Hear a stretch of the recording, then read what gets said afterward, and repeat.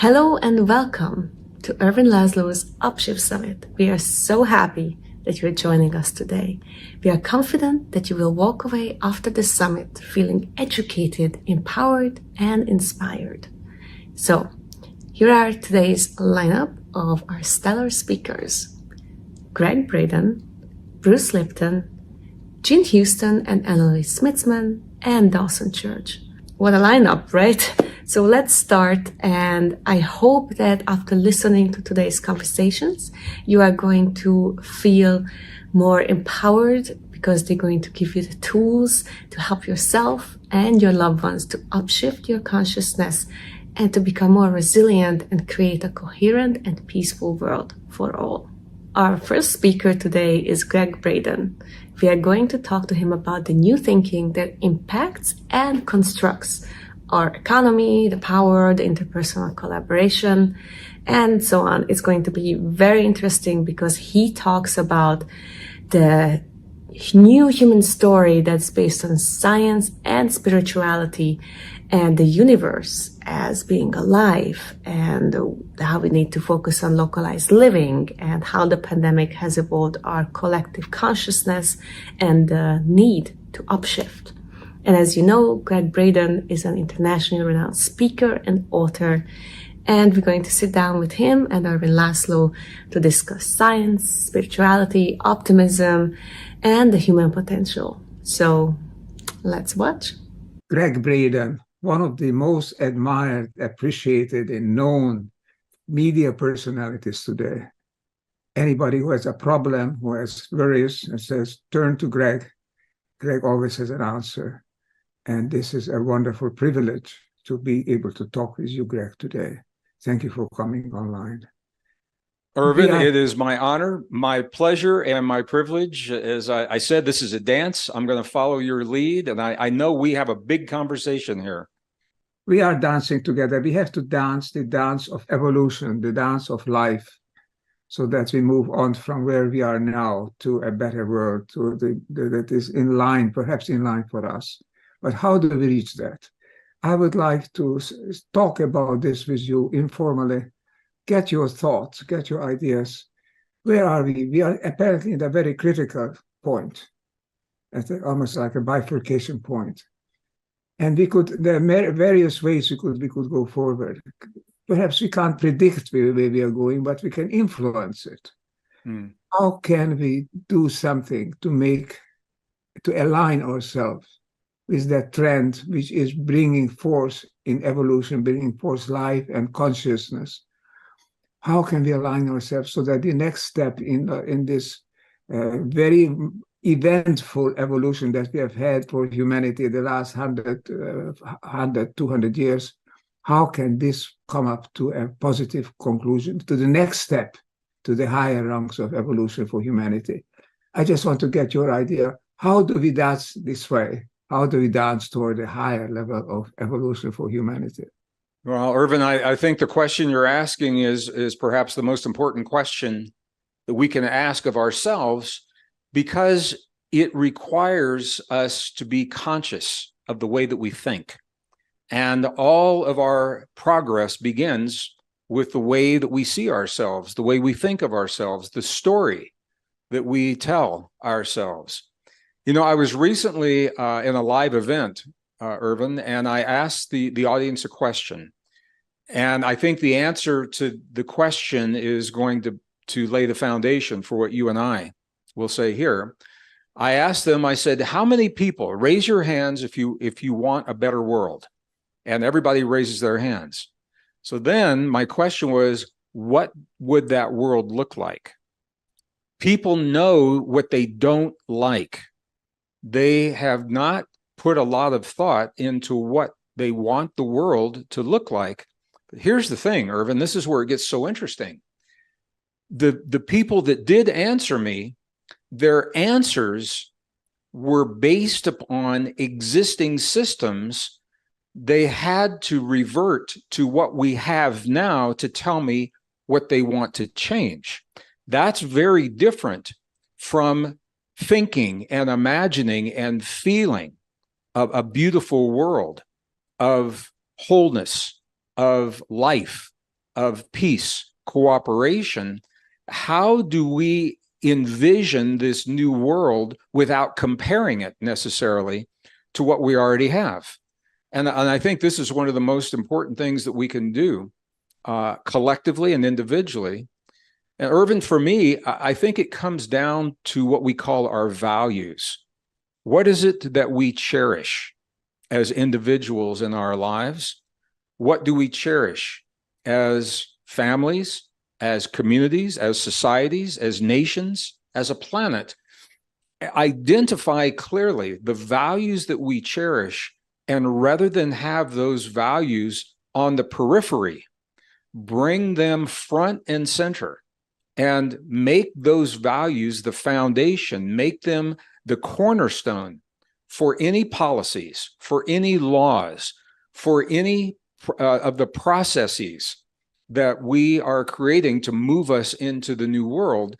Because if we do not honor our most cherished values, then we miss the mark when it comes to a world that works for everyone.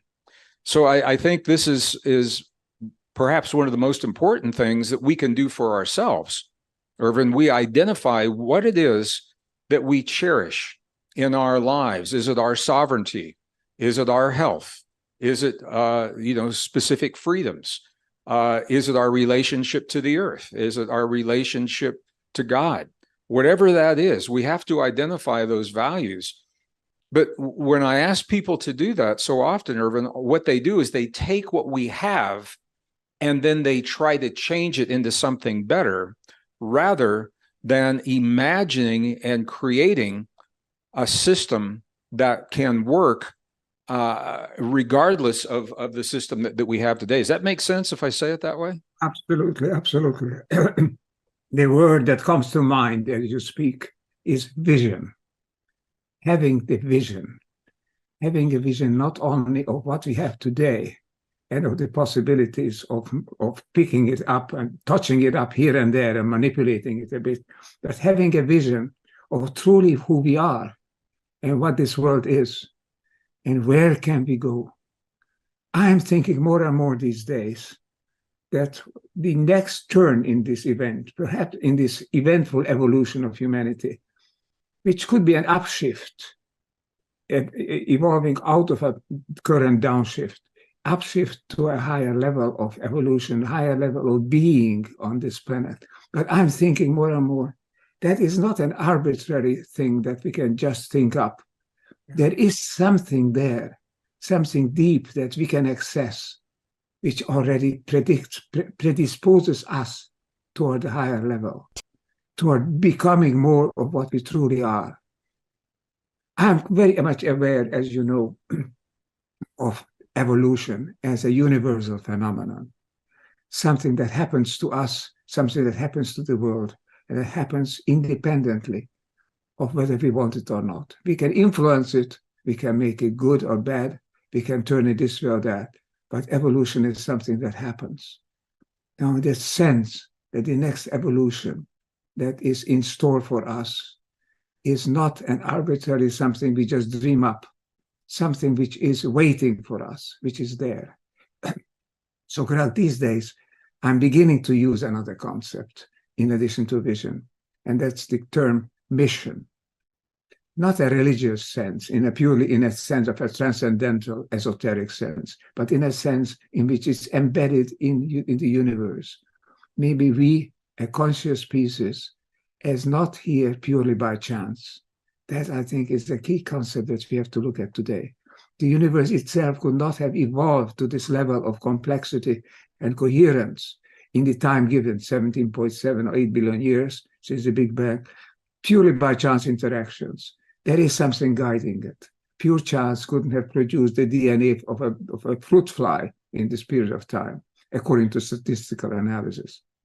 So there is something, and that something is manifest in us as conscious beings. We are not here by chance. It's not a fluke, and our consciousness is not a byproduct of our brain's activity. We are not here just to live and to manage to not to live as long as we can. We are here also to accomplish something something which has great significance. Now, the religions always talked about it, the spiritual systems always told us the will of God, the higher destiny, etc. I think now we can recognize that the universe that we investigate in physics, in cosmology, in biology, that this universe also has a direction, has a destination, has a vector towards which it's moving. And that is our mission, our universal cosmic mission, to follow that vector and to live up to it. Because I think we need something more than the pragmatic sense that I do something for myself. I try to live as well as I can. I try to do what I can for you, but not always necessarily good. These practical questions are important, but there is more to that. Maybe we should realize it collectively as well as individually, that we are here for a purpose, not a divine purpose outside of the universe, a purpose that's embedded in the universe, embedded in a universe which has every information in it, in every part of it, in this totally systems-like universe. This is a realization that if we get to, it will help us to move forward with confidence, with trust, with recognition that we are a miraculous being. Einstein said, you have two ways to live your life. Everything is a miracle or nothing is. Everything is a miracle. He said that himself. And we are a miracle. So we move forward as a miraculous being to the next step. This is our destiny. And this is our mission. If we could only recognize it and move in that direction, I think that upshift that we've been talking about, it's around the corner, but it needs to cohesion, it needs to understanding, it needs that final push, which means that we are for it, we want to do that. It's beyond our everyday purposes. It's something larger than we are, but it's in us. We are testimony to it, we are embedding it, we are producing it. If we could have that as a sense, I think we'll have a very good chance of moving forward. I just want to add one more thing, and I want to ask you how to develop this. One more thing. We are already moving in a direction which few people recognize as such, but it is an important direction. We are moving towards a planetary level in almost everything we do. Climate change is planetary. Violence, war is becoming planetary. Even if it's for peace, should be obviously planetary. The mission, the misery problem, the refugees are becoming a global planetary problem. We are moving to a next level where we are not just individuals, we are people pulling together. We are people living, sharing a planet.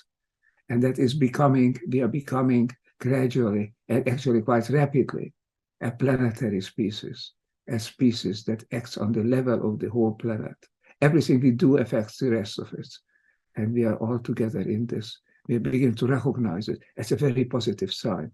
What we now need is this recognition that this togetherness is leading us in a direction that is laid down in the universe, in this evolutionary systems, coherence, oneness-oriented universe that we can approach, as you are saying always to all your followers, this coherence, with love, with understanding.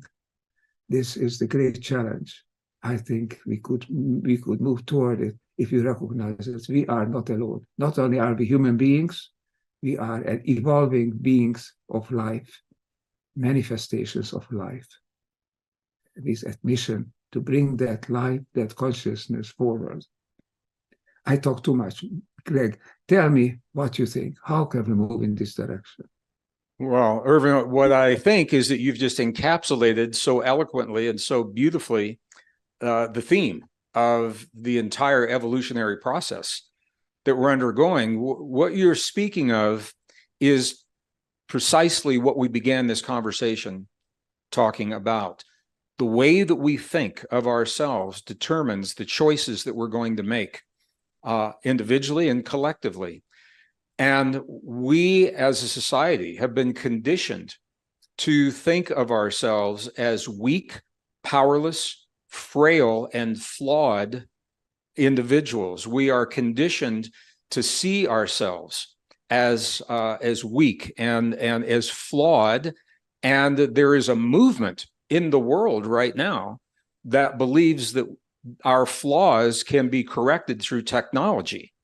So the thinking is that we are looking outside of ourselves to technology for the solutions, when the reality is the solutions are inherent within our very being. What you said is so powerful. We are, as a scientist, when I look at evolutionary biology, when I look at genetics, and I can look at specific chromosomes, chromosome number 2, a mysterious fusion of chromosomes that is not possible in nature, chromosome 7, that allows our brain and our tongue and our mouth to connect in the way that no other form of life can do for complex speech and the ability to sing and to share ideas.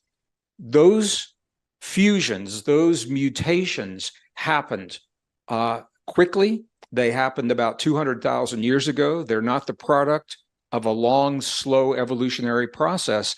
And that tells us that there is another force that is in play. We may not fully understand the force, but we have to say that there is some higher force that is at play here. And Ervin, what it comes down to for me, people say to me, what can we do? What can we do right now? I'm going to use a word, and then I'll define that word. In our ancient texts, they invite us in this time of extremes to awaken our own divinity. Now, when I use the word divinity, some people link that with religion. But if you look at the definition, this is really interesting, Ervin. The word divinity is the ability to transcend perceived limitations, and that's all it is.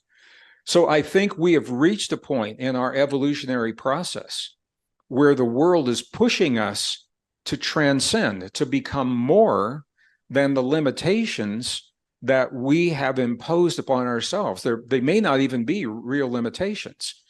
This is our creativity. This is our imagination. This is our deep intuition. And as we awaken our own personal divinity within us, we will begin to think and make the choices in the world around us that reflect what we're talking about, because those choices will make sense within the context of our own power, of our own divinity.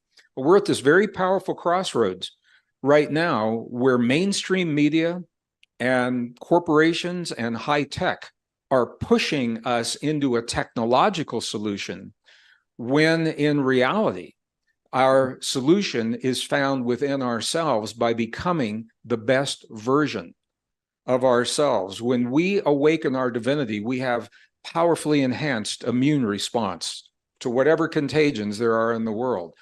In the presence of our divinity, we are resilient to change. We can embrace that change in a healthy way. We awaken the longevity enzymes in our bodies in the presence of our divinity, not just for long life, but if you're living a long life, it means you are healing on a very deep level every moment of every day. These are all facets of our divinity. So as we awaken, as we feel empowered and awaken the deep truth of the extraordinary potential within us as human, and our biological imperative to evolve into the highest expression of our divinity, that is reflected in the world around us. So how do we do that? It's very simple. We become the best version of ourselves, whatever that means, in each moment, in each day. The best emotional version, the best psychological version, the best spiritual version, the best physiological version, the best mental version of ourselves. Those are 5 domains of divinity that we have the ability to develop and access every moment of every day in our lives through the choices that we make in our lives. How do we treat one another as we go through the difficult times? That's a choice, and that's a reflection of our divinity. How do we nourish our bodies? Maybe it comes down to an even deeper question, Ervin. Do we love ourselves enough to become the best version of ourselves? Do we love ourselves enough to make the choice? What is the highest choice of nutrition that I can give myself today? What is the highest choice of language that I can use when I communicate with my loved ones or even with my adversaries in business? All of those are facets of our divinity. And as we become the best version of ourselves within, the world around us will reflect that in the choices we make in terms of energy, in terms of finance, in terms of business and cooperation, because it's all part of the same system. So I think it's such a big question, Ervin, that many people feel overwhelmed and they feel powerless because it is so big. But what it really comes down to is us and the way that we see ourselves in our mind, the way we feel ourselves in our heart, the way that we choose to live each moment of each day in our lives. And the little things that we do in life are what awaken those deep powers of our divinity. So I've had people say to me, Gregg, that's too simple. It can't be that simple. You know, we need a revolution somewhere. And this is the revolution. The revolution is allowing ourselves to think differently, even if it goes against the mainstream and the narratives and the academia and what we've all been conditioned to think. We are extraordinary beings, mysterious beings. We showed up 200,000 years ago. The truth is, we don't really know where we came from. We have theories, but we don't really know. And that we have extraordinary untapped potentials within us that when they are awakened are reflected in the choices and the technology and the policies and the laws that we enact around us. And in that way, we all play a part. Each of us plays a very vital role in the upshift. It cannot happen without us. That's the truth. The upshift begins in our hearts. Absolutely. And it begins to take effect when we realize that it is not just something that it's up to us to choose or not to choose, when it's something which is there for us to follow, a deeper mission in the universe. Humanity is not here by chance. We are not just here today and disappear tomorrow. We have developed a level of consciousness that is unique, at least on this planet. The level, everything has consciousness, I'm convinced of it. The whole universe is conscious, but our level of consciousness, of being able to apprehend the world around us and eventually apprehend ourselves, that is surely unique in this corner of the universe. And that cannot be here done. It cannot be effect by chance. It cannot be just here by chance. It's because a conscious species was bound to emerge, probably emerging in other planets, in other galaxies, in other stellar systems. But here it's us, and we are here for a purpose, not just an ordinary divine purpose, the divine purpose in your sense, divinity as transcendence. I use a similar term, likewise taken from spirituality. I use this term sacred. We are facing a sacred mission not to allow this higher form of life and consciousness on this planet to disappear, to degenerate, to become extinct. A mission, an obligation, which is part of us as evolutionary beings, to carry this forward, to make evolution a dominant factor in this universe, a creative evolution in a conscious sense, evolution of our own life through our own mind, through our own deeper sense. We, as cosmic beings, have a sacred task, a sacred mission. If you recognize that, We know that we are here for a divine purpose, in your sense of divinity, to transcend ourselves, to create a world dominated by consciousness, by value, by life, by love on this planet. I'm sure you agree that we can do that. You have been talking about this for decades. Yeah. Everybody knows that. So I'm just happy to have this chat with you, because I think we have to reinforce the message that you have been given already so many times. We need to move to the next level, transcend ourselves. We have, and not an arbitrary step, we have a true mission ahead of us.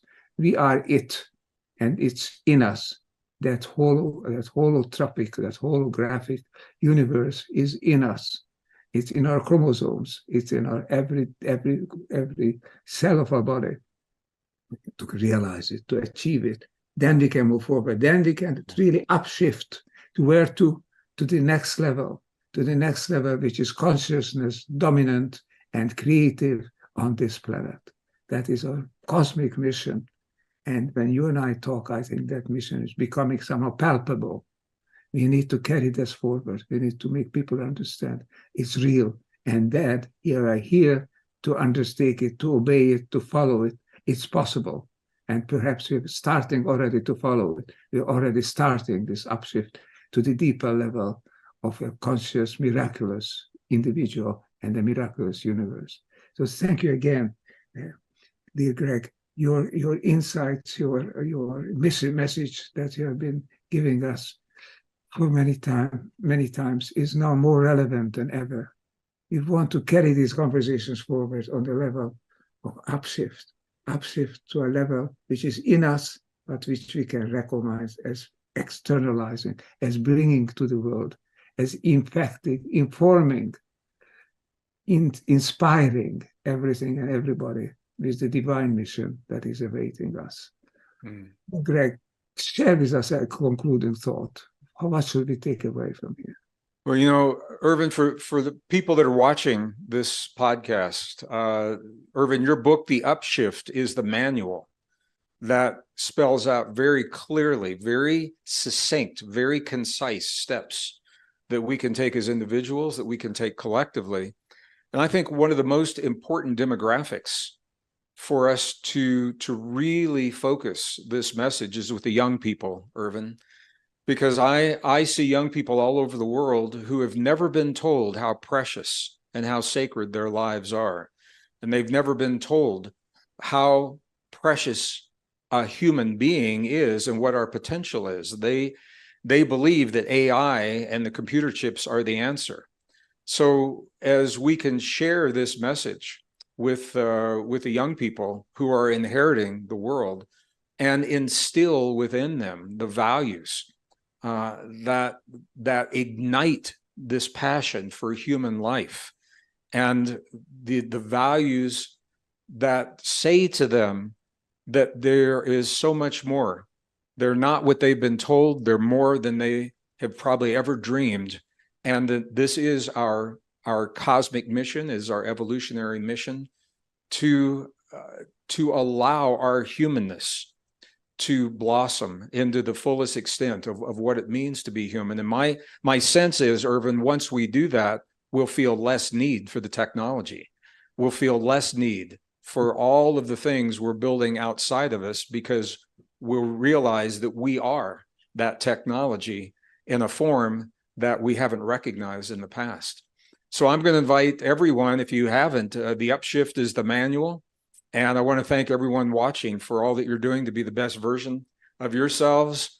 Ervin, you have been the light shower for so many years, and you have been so influential in my life in helping me to find the words and to awaken within people the very concepts that we're talking about right now. I want to thank you, my dear friend, for all that you're doing, all of your library of books, but the Upshift, I think, is the book of the time right now, and how much I appreciate the opportunity to have this brief conversation with you today. It means a lot to me. So thank you, my dear friend. Gregg, it's always a privilege to talk with you. That's why I said before we started, that's why I say now. It has been a privilege to talk with you. And I hope we can continue this privilege to work together for the upshift, for a next step in our evolution, which we can move forward ourselves because it's in us. Thank you for coming with me, for taking part in this conversation. I look forward to it. Thank you. I look forward to our next. So where would we like to go with this conversation? Where would be a good place to begin? Well, let's begin with where we are right now. Like, we are in the midst of a global crisis. And this is not just danger, it is an opportunity. So what should we do? Should we just wait, or we should try and go back to the normal, or go forward to a new normal? Well, the outcome of this global crisis is not foreclosed, and it is sensitive to our intentions and actions and aspirations. And maybe this global crisis proved to be a blessing in disguise. Maybe now we have a real chance to build a better world, but how to do it is up to us. And it must be discussed openly and in depth. And as we shall be doing here. So, Ervin, please go ahead and let us know what you think. Well, Nora, thanks for bringing this together, and thanks so much to Gregg. You know, I feel, it's a gut feeling, that somehow we have reached a tipping point and we are coming down the other side, a better side. That is not going back, and it's not disappearing or is not decaying under our feet. Somehow we reached a critical point. The last few weeks, maybe it's just the last week, there are some things have happened that just augur well for a future. There's a new spirit arising in politics. There is a new sense among the social media, in the social media and the internet, that somehow we are in this together, and we have to somehow have solidarity, look for sustainability, and look for it together, this togetherness. It's moving somehow from the edges, from the margins of pious thinking into the very concrete economic, ecologic, and political level. And then we have another news item. It's about the vaccine. Not so much directly that this vaccine. I think there will be many attempts to create vaccines, and there will be different vaccines. But one thing has become clear in the last few days, that we can create a vaccine. That means that we can control this. We are not at its prey. We are not at its mercy. So there is a new wind rising, a new wind in politics, in society, in our health, and perhaps also in regard to our relation to each other and to nature, to the world around us. It is a sense of now there is something possible that wasn't before. Now there is a new dawn about to come up for us, a new sun arising. It's a gut feeling, as I said, but I find a great deal of solace in the news that we find, despite of the vaccine, despite of the pandemic, which in some parts of the world is still growing. But despite of that, there is a new sense that we are beginning to understand how to master our destiny. That is something that I feel, and I've written in the last few months, very quickly put together a little book that we are actually now discussing and will be releasing to the public about how we can together shift the world, how we can create a better world. It's a world shift, a manual for a world shift, a bit tongue-in-cheek. But that is somehow the feeling that I have. And just one more thing I want to say before handing it to Gregg, because he knows this more than anybody on earth. The power of positive thinking, of positive feeling, the sense that if we can find the positive, the constructive aspect, then we get new force, new energy, a new momentum. We can overcome the problems. We can do it together. We can do it with momentum. And that is the feeling that I have, that is arising here. there is background for this in science. I think we can find indirectly background for saying that, yes, indeed, there is a possibility for a positive development, not a surprising development, but because this is written not up in the heavens and not in marble, it's written in our genes. We are constructively integrative, unity-seeking, wholeness-seeking individuals. The world is such a world, a wholeness-seeking world, and here we are on the very threshold of possibly a new world, which we can create, and it's a better world. So thank you for joining us. Thank you for organizing this, and I look so much forward now to Gregg's word on this. Oh, Ervin, well, thank you. I'm always so inspired when I listen to you, and I knew of your work long before you and I ever met. And I agree wholeheartedly on everything. I think that we are witnessing a rare, precious moment in the history of the human species, in the history of our civilization. We are, in some respects, in uncharted territory because we have not lived in our lifetime or in recent memory the convergence of parameters that are the catalyst for a new story. And I believe that is precisely what's happening, Ervin. We are birthing a new human story. We live our lives based upon our story. We solve our problems. We choose our relationships. We heal our bodies based upon the way we've been taught to think about ourselves. And I think the COVID global pandemic has simply put on the fast track something that we all need to come to terms with anyway. It's the catalyst for moving very quickly. The science is on our side, and the wisdom of our ancestors is on our side, because both tell us in very clear terms that we're made for times just like this. We are wired to not just survive, but to thrive and transcend times just like this, the great challenges of our lives. That includes our immune response. But here's the catch, Ervin, and this is where your work is so powerful.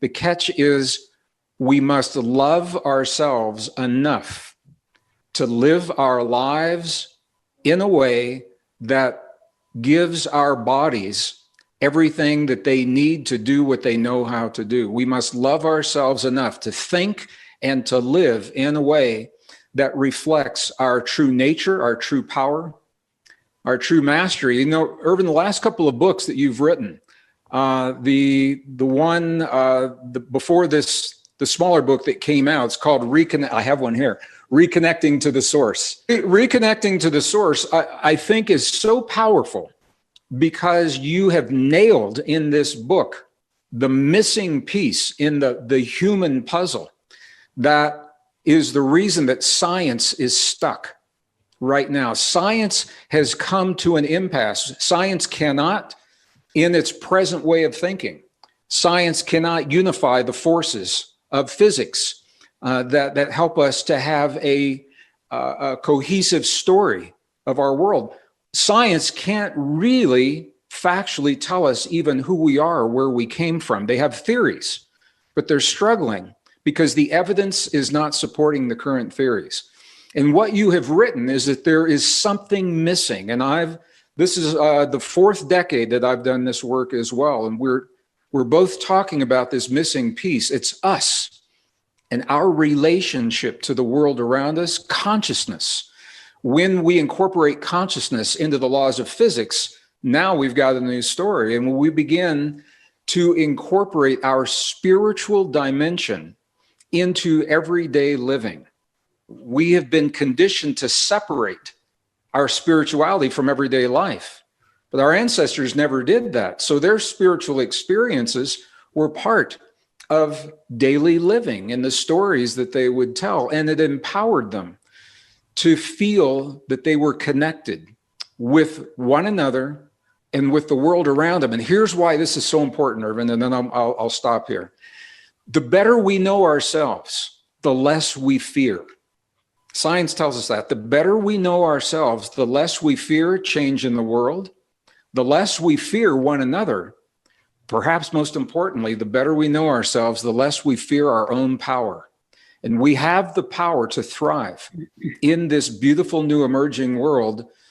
As we embrace our new story, I think this is the key, is embracing this dimension, this realm of our experience that we've called spiritual, and we've separated it and put it into a box. But it is deeply, deeply attuned to every moment of our lives. And I think as we begin to acknowledge our own personal spiritual relationship with one another in our world, this is the foundation of the new story that's emerging. And it's the foundation of our success as a species. So does that make sense if I say it that way? Greg, you are the great teacher, I think. One who can handle science, handle spirituality, know how to talk to people, how to make an impression, how to make people listen to you. That's fantastic. We need that. We need that power that you have. And what you say is somehow exactly what I've been thinking for quite a few years. But now we have come to a point where it's becoming critical, where we can really do something, because we have come to a point where the dead hand of the old is weakening, so that we can move forward. You know, we have, as humanity, the past several hundred years, we have been moving forward, conquering more territory, but basically the key word always have create more wealth, create more power, conquer, make it ours. That was the Wild West mentality, and which has survived to this day, supported by Darwinism. When people say this is not truly Darwin, but then the followers claim that Darwin has said that only the fittest survives. Well, let's be fitter, otherwise we won't survive. And fitness is something that we have a right to, and we use power, use force, use guns, use money, whatever you can to support and to create yourself, because the rest of the world doesn't count. It's just in the background. And we have created now a world in which we can no longer go forward. But we have now conquered practically all habitable parts of the world. Mm-hmm. We have conquered almost all resources we have available to us. It's time to turn around, to turn back from this extroverted, ever more conquering mentality, to turn back to ourselves, to find out who we are and find out the deeper self that we have, and that we are a conscious being. Our spirituality is part of our existence. And this consciousness, I believe, I just want to add this as a one word, also we have been talking about this and writing about this for some time. Consciousness is not an epiphenomenon, not something that is just generated as a side effect of their brain. It is something which permeates the whole universe. Consciousness is there when the first hydrogen atom was formed after the Big Bang, when the protons and the neutrons created a nucleus. It was a conscious act, because consciousness is not something that can be reduced to any one part of the world. Consciousness is what unites, what brings us together, what makes us go forward to higher and higher levels. And this sense of being part of this tremendous wave of a conscious creation, conscious evolution, that I think is what can motivate us to overcome these tremendous challenges that we face. We can overcome it because, as you have been saying, Greg, so many times, when we believe in us, when we believe in our heart, our brain follows. And we together can do this. With your teaching, when people around you, so a few spiritual masters who have come to the world again, and they are quoting now science, and they're telling us that science cares a lot, but not everything, as you are saying. We can go even beyond that. But we have background, we have a support in science, we have support in experience. We are creating a new phase of human existence. We are creating a new world, and we have to be wise. We have to be together for doing that. I think it's the kind of ideas that you bring forward, the kind of ideas that also I have tried to write before about reconnecting to the source, and about this little book, How to Create a Better World, which I call tongue-in-cheek, a world shift manual, a manual for shifting the world. Because we had the chance to do this. This is no longer just talk. We really have a chance to create a new world, a better world. It's past this kind of Wild West mentality of just me and never mind the rest and just use force. All that is over now. We recognize that we are all in this together. Every human being on this planet, 7.7 billion people, perhaps more, we are all a part of a family. We are beginning to recognize this, and that we are more than brute individuals who are using force to do what we want to do. We are truly part of something larger than we are. And that is a wonderful thing. That is a great chance. It's wonderful to live in this world. Wonderful to have teachers like Gregg Braden, because those people now listen. They're beginning really to listen, and it makes a difference. I think we are now at the difference, and that makes really a difference. This is a unique moment in history, like Garrett Hardin said this, a unique moment, and we have to make use of it. It's wonderful to be here. Thank you, Greg, for joining in this conversation. A unique historical moment.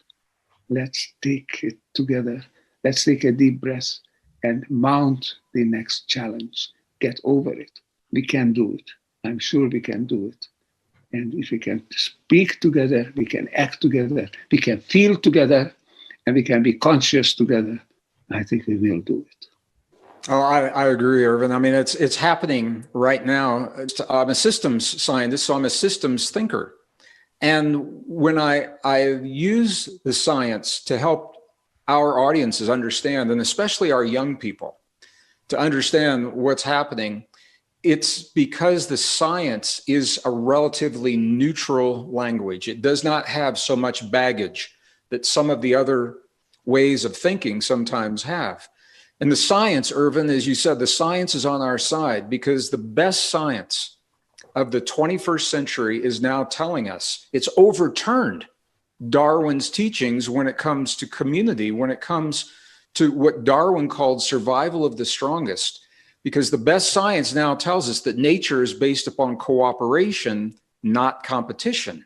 Mm-hmm. So I ask our young people, I said, what would it look like if we had an entire generation of young people that from the moment they began to understand their relationship to the world, they began to think in terms of cooperation rather than scarcity and conflict and competition. Think how differently those people would begin to solve their problems.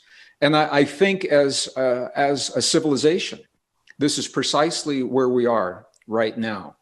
So here's where it gets really, really interesting and also very simple.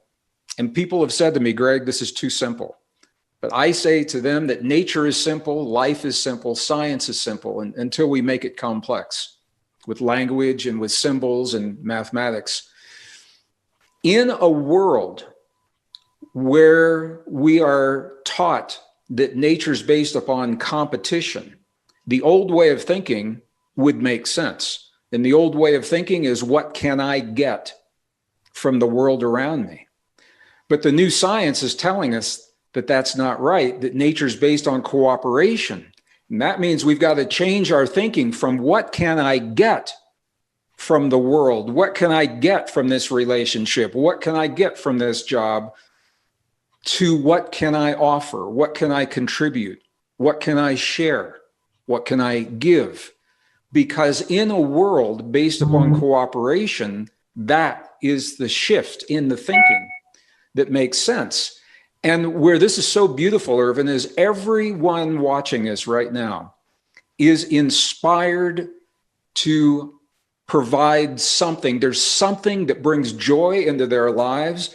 It may not be their degree or their certificate or their life experience, but it's what brings joy into their lives. And it is that they can offer and share and contribute and give, because the world needs this right now.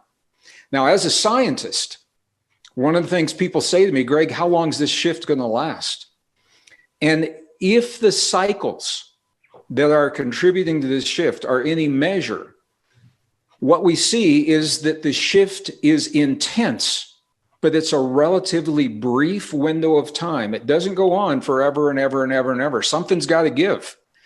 So if we can think in those terms, rather than feeling like, oh, this is going to go on and on and on, if we can spiritually sense the urgency and the opportunity and the joy of creating something new in this moment, I think that helps us to give in that moment of time. When the universe taps us on the shoulder with an inspiration of art or music, a book, a dance, whatever it is, that is our opportunity to contribute to our community, to our family, and to consciousness. And that's very different than thinking that we are only qualified through our job or our degree or our training to contribute. If we begin to share what's in our hearts, and I think this is what we see in nature. So if we can follow nature's rules of cooperation rather than competition, that's the model. And when it comes right down to every moment in our lives, we can share our joy and our passion, the things that we understand to be true about cooking, about growing food, about raising children, whatever it is. I think this is what brings us together. And it's very, very different than following the rules that are imposed upon us. And this is where, again, and I love this book. I know we're talking about another book, but Reconnecting to the Source is filled with the personal experiences of other people beyond your insights. They contribute to your insights. And you've invited other people to share their spiritual experiences. And I think the value, the many ways that is valuable, is that everyone that reads this will find one of those examples that they identify with. And they say, oh, I had an experience like that. And in that way, it becomes a very intimate and a very personal book. So in your brilliance, you spent a lifetime, Ervin, preparing your community for where we are right now. Now we have the opportunity to take that message beyond the immediate community, beyond the choir, into a larger choir that is now ready and willing to accept that message. And I think that is the beauty of where we are right now. So I just want to, friend to friend and brother to brother, I just want to thank you for your vision, holding the vision for all this time of what other people were not prepared to see. But you were honest enough with yourself to acknowledge and to hold that vision. And now, when we need another way of thinking, it's already done for us because you've got a library of a lifetime to do that. So thank you.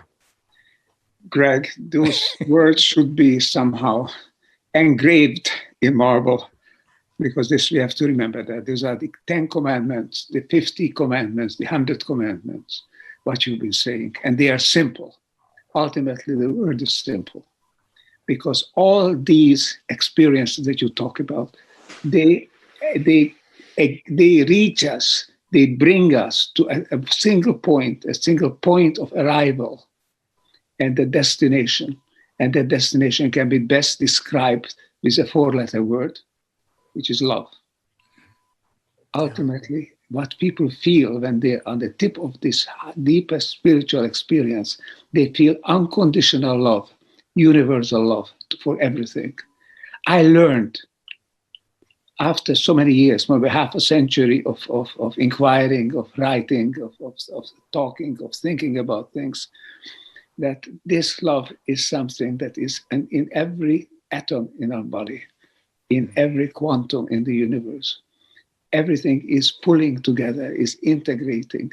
And because it is permeated by a universal force, which are called the holotropic attractor, I call it. But wholeness is something that pulls us into a deeper unity. And that when that unity, we feel it, when we actually reach our consciousness, what we feel is love. What you are saying is, let us love deeply, unconditionally, and live like that, and create like that, because the universe operates like that. Cooperation is based on the love of one thing to another thing, one part to another part. Working together is bonding us. We are really one. Why? Because we feel it. Science tells us if we can look at the big picture, which scientists don't like to do very often, but the big picture, since the Big Bang, this universe has not been a random universe, not just one darn thing after another.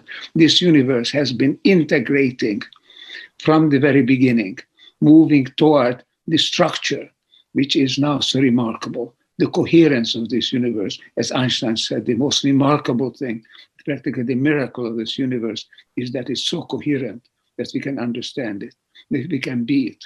The key is simple. The key is cooperation. The key is love.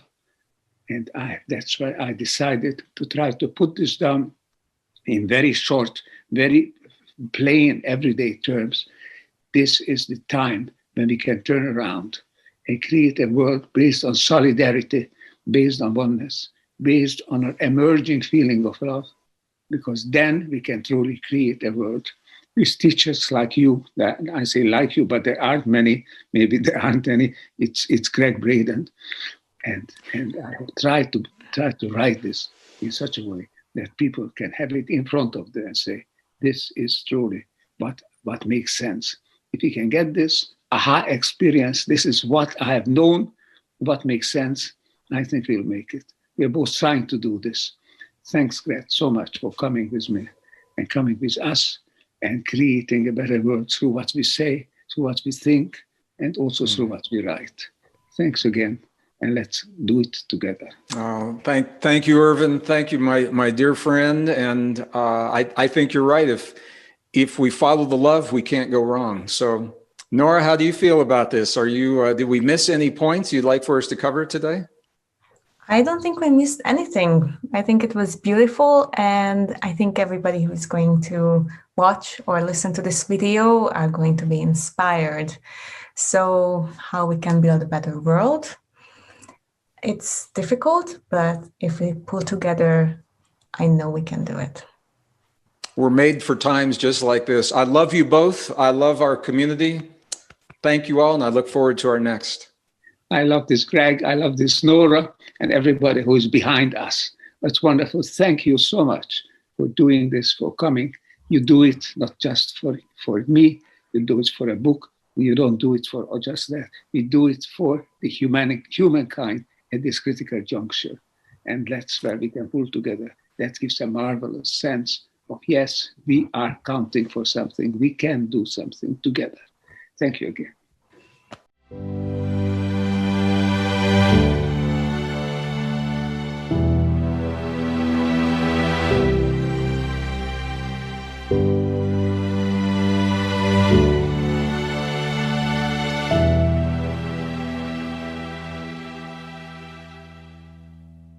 Our next speaker is Dr. Bruce Lipton. We are going to discuss how the thoughts and the emotional experiences actually have a huge impact on the human organism on a cellular level. We will also consider the legacy of the human species' tendency to regard itself as an entity outside of nature and not something that we are together. So this is very important that we realize that they're nothing more than a part of the natural world, and our connection with nature and the cosmos operates on a subatomic level. And once you hear him talk about this, everything will just make so much more sense, and how the emotions and thoughts and our conditioning and everything, how it works together. And you actually have a way to realize this and try and work together with it rather than feeling that you can't do anything against it. So let's see this wonderful conversation. I'm going to introduce our dynamic guest today, Bruce Lipton. We are thrilled to have him. He's regarded as one of the leading voices of the new biology and bridging science and spirituality. He's a stem cell biologist and internationally acclaimed best-selling author of The Biology of Belief, as well as recipient of the 2009 Goya Peace Award.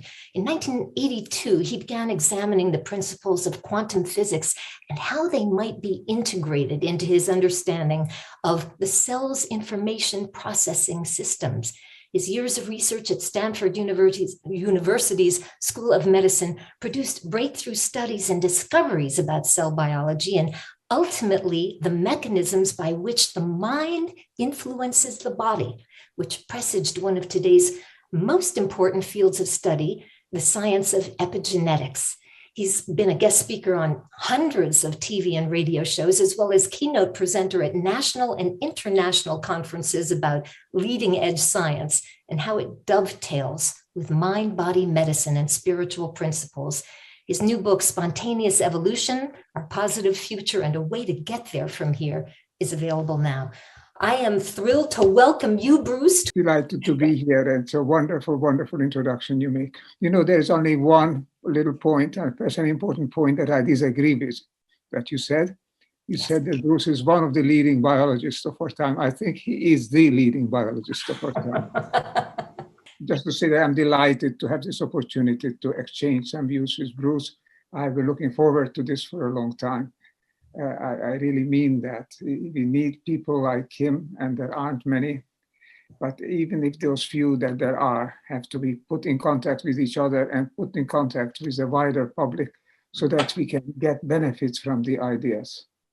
What I want to say is to start this discussion with Bruce, is that how could you think of anything even more important than having a leading biologist address the problems of humanity? Biology is supposed to be a science of the living organism. But the living organism is not just the living human body or any species body. The living organism is, in a way, the collection of all the bodies on this earth. All of humanity is practically an organism, and we can treat it in a sense in a delicate, evolving organism.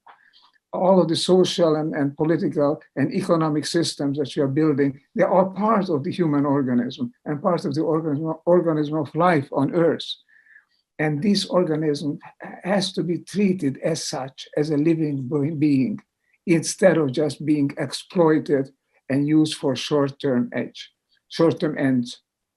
Unfortunately, if I would diagnose in a word or two the problems that we face, I would say that because we have forgotten that we are part of a larger organism, part of a larger whole, which also evolves and strives, could strive, but it could also suffer and become degenerate. It's all possible, and it's in our hands, basically. We have to learn to live together on this planet as part of a living system. And the person who can explain that better than anybody else is our guest today, Bruce Lipton. May I ask Bruce to just say a few comments, few words, so that we can start the dialogue? First of all, I so appreciate being here with you, Ervin and Fred. This is an honor for me because you are leaders and have been leaders of trying to create a new paradigm on this planet. The reason why we need a new paradigm from a biological point of view is the way humans have been treating each other and the way the humans have been treating the environment has led to what is called the sixth mass extinction of life. 5 times on the history of this planet, life was thriving, and some cataclysmic event wiped out up to 90% of life each time, and then it started all over again. The last mass extinction was 66 million years ago when the dinosaurs were here. A comet hit near the Yucatan Peninsula and wiped out 75% of life on the planet, including all of the dinosaurs. That's called a mass extinction. Right now, human civilization has experienced what is called now the sixth mass extinction.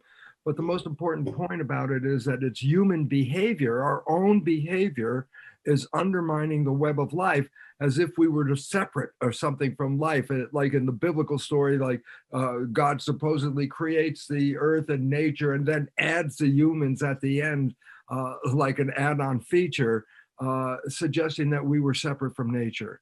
And the fact is, no, we are nature. We are an element of, we evolved from nature. We cannot live without nature because it's all one giant living system. And the point about it is, human behavior unaware of what it's done and its power. The power of human behavior is so powerful that it's causing the web of life to collapse. They took a survey of how many animals were on this planet in 1970. The World Wildlife Foundation said, how many animals on this whole planet? And they recently redid the survey, and over 60% of the animal population has died off in the last 50 years. That in a very short time, science has recognized there'll be no fish in the ocean because of human overfishing, polluting the water, destroying breeding grounds, again, human involvement. So the relevance is this: we have a choice to make. If we want to continue the way we've been living, then it's recognized that industrial civilization, the one we're in, will have an irreversible collapse within the next 2 decades. And this is research from NASA in the United States that reveals it's coming to an end because of our behavior. So if we don't change, it's a very short time. Next couple of decades, civilization is going to collapse. If we change, then we have an opportunity to thrive into the future.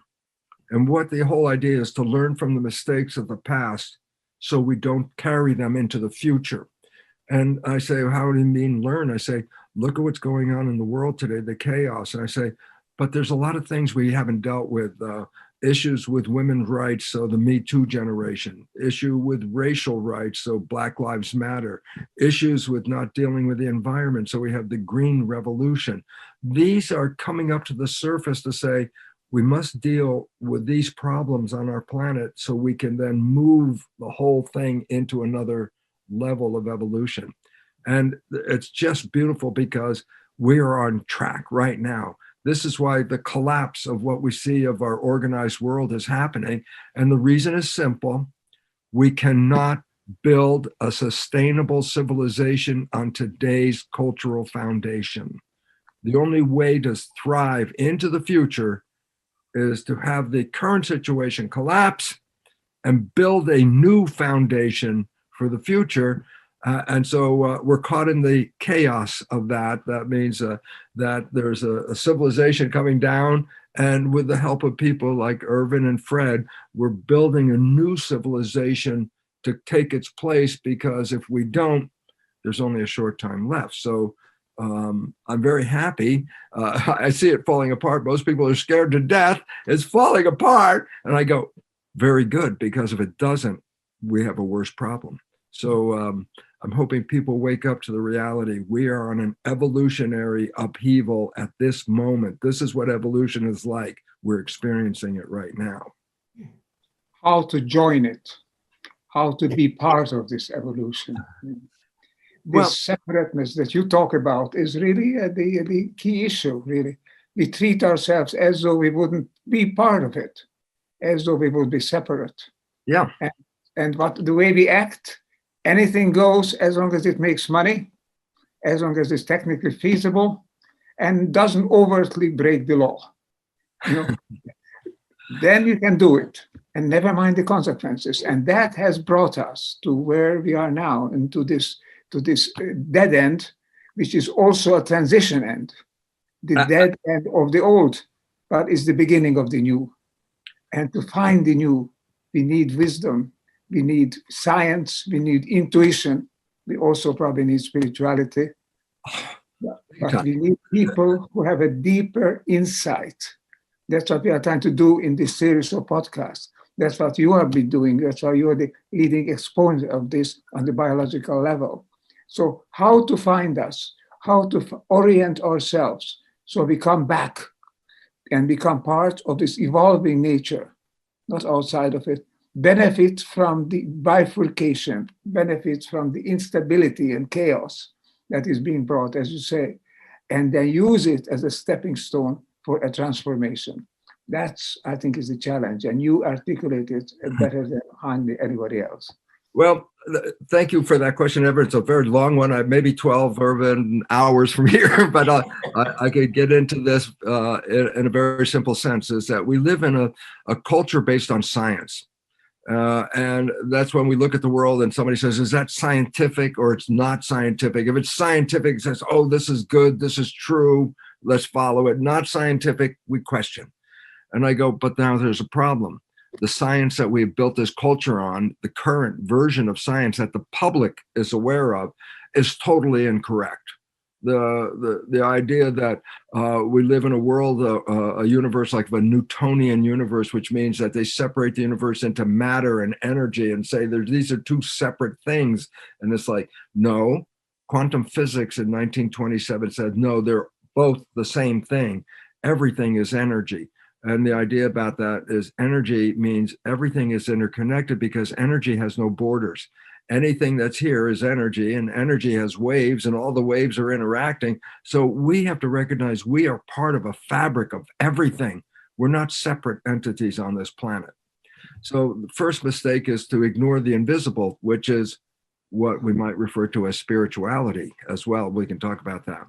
So first mistake, no, the universe is not made out of matter and energy. It's all made out of energy. It changes how we see each other and our connection. Second mistake, Darwinian evolutionary theory is wrong and totally dangerous. It helped us get to a certain point, but it's now dangerous because, Ervin, as you mentioned, the rules in a Darwinian theory is survival of the fittest in the struggle for life. Well, then the motivation in life, according to science, is to survive. But the problem is they never put a means to an end. The end is to survive, yeah. But how do we survive? Well, as you said, there are no rules. And as a result, anybody can do whatever they want. And the survival of the fittest, that fittest word means the survival of the most powerful, fittest. And so all of a sudden there's a stratification that says who is the most powerful, and that they are the ones that are going to control us. And I go, this is all wrong. Darwinian theory is completely wrong. It's Darwinian theory is based on genetics, that we were supposed to have more and more genes as we go up the evolutionary tree, and humans were supposed to have over 100,000 genes to create this complex machine. The human has 20,000 genes approximately, which is the same number of genes as some of the smallest organisms on the planet. So the first mistake is evolution is not based on genetics. It now turns out that evolution is based on community, that as we come together in harmony and community, that is our evolution. And unfortunately, as you can see in the world at this very moment, the leadership of the world has actually taken us in the opposite direction. Not is it allowing unity, but it's providing separation.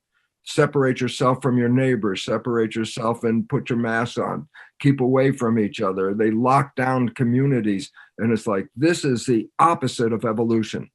As you mentioned, Ervin, evolution is the coming together in community. Each human is like the equivalent of a cell in the body of something that's being created. It's much bigger, the body of something we would give a name to, humanity. We are humans, we are cells in the bigger structure called humanity. But the problem is humanity at this moment is facing an unfortunate problem, autoimmune disease. I go, what does that mean, autoimmune disease? I say, that's a fancy way of saying self-destruction, that civilization on the outside is going under a self-destruction. Inside our bodies, this is why we have a healthcare crisis all over the planet, because the disharmony in the environment is also affecting the disharmony in the body. And so as we destroy the environment, we're also getting sick at the same time and destroying each other. So there's this wake-up call. And it turns out that we are more powerful than we thought, because we used to think genes control who we are. And that's the medical story that people learned, that, oh, genes control the character. You got your genes at the moment of conception from your parents. And then as you grow up, the genes turn on and off by themselves and apparently control your life. That's the story. And I go, but what's wrong with the story? And I go, that makes us victims of our heredity. Anybody got a complaint, says, oh, that's my genes. That's not me. It's my genes are causing all these problems in life. And it turns out false, because we now know the new science of epigenetics is our consciousness is controlling our genetic activity. So I don't want to go on forever on this, but let me conclude very simply with this. 1927 was the founding of quantum physics. And in 1927, one of the founding fathers, Max Planck, came up with a phrase. They said, the mind is the matrix of all matter. What he meant by that, and it was a theoretical foundation of quantum physics, is the mind is the matrix, the creator. The mind is the creator of all matter. This came in 1927, day one in quantum physics, and today it's still the principal understanding fundamental nature of quantum physics. Consciousness is creating our experiences. And then I go, well, if consciousness is creating an experience, then why are we creating all of this? And the answer is, we've been programmed. And it's a wake-up call now to take back our power. We are not victims, we are masters, except people have no knowledge. And knowledge is power. A lack of knowledge is a lack of power. And people have been disempowered because they believe they are victims. And it's unfortunate because the wake-up call is, no, you're a creator. And, Fred, Ervin, you two have been out there telling people for years about the same thing, but it now has to come into the public as a way of life. Not, a few people out here that know the answer. The world needs everyone in the world to understand that we are creators and we've been programmed so that if we change the program, we can create a future that is heaven on earth. That's available to us right now. Bruce, what you're saying really should be put into marble and read and kept like that. I think we are at the point where we are beginning to understand through quantum physics, but also through our problems, through the pandemic itself and the climate change, that we are strongly connected. We are all in the same boat. I think what we need to add to this, the insight that this connection is not passive. It doesn't just lead anywhere. It leads in a direction. We would say it has a vector, and it's called evolution. Not everything has the same benefit. Not everything has the same value. And we have to learn what are the right things, not in any moralistic, idealistic sense, what is truly right and correct in terms of nature, in terms of the universe. You mentioned a key word, and I'd just like to add another one to it. You mentioned community. We are moving towards community. We are programmed in a way to live in community. Aristotle said we are social beings. Now we are discovering in the new biology, the new sociology, the new metaphysics even, that we are communal beings. We are moving in that direction. But that being that moves in that direction can also be described in science, as you're doing it, many others are doing, with another term which I particularly like, is coherence. We are moving in a direction of more and more complex systems that are coherent still. When they lose their coherence, they disappear, they fall apart. They're moving away from the scene of history. But the universe and even life on this earth is moving in a direction where life is expressed as coherent, as all elements working together to create that larger whole, not only within the organism, but between the organism and other organisms. All life, it's either becoming more coherent or it leaves the stage. So there we are. Understand that there are norms. Not everything is the same thing. We are connected, but our connection has to be used so that we move in the direction in which evolution is moving. The force of evolution is the famous force of Star Wars, which says, let the force be with you. The evolution is the force that we need to have with us. Well, the word that you brought up is very important. Coherence is a really important word if you understand the new biology for this reason. The function of the mind is to create coherence between our beliefs and our reality. So if we have a positive belief, then the function of the mind is to generate behavior that manifests a positive response.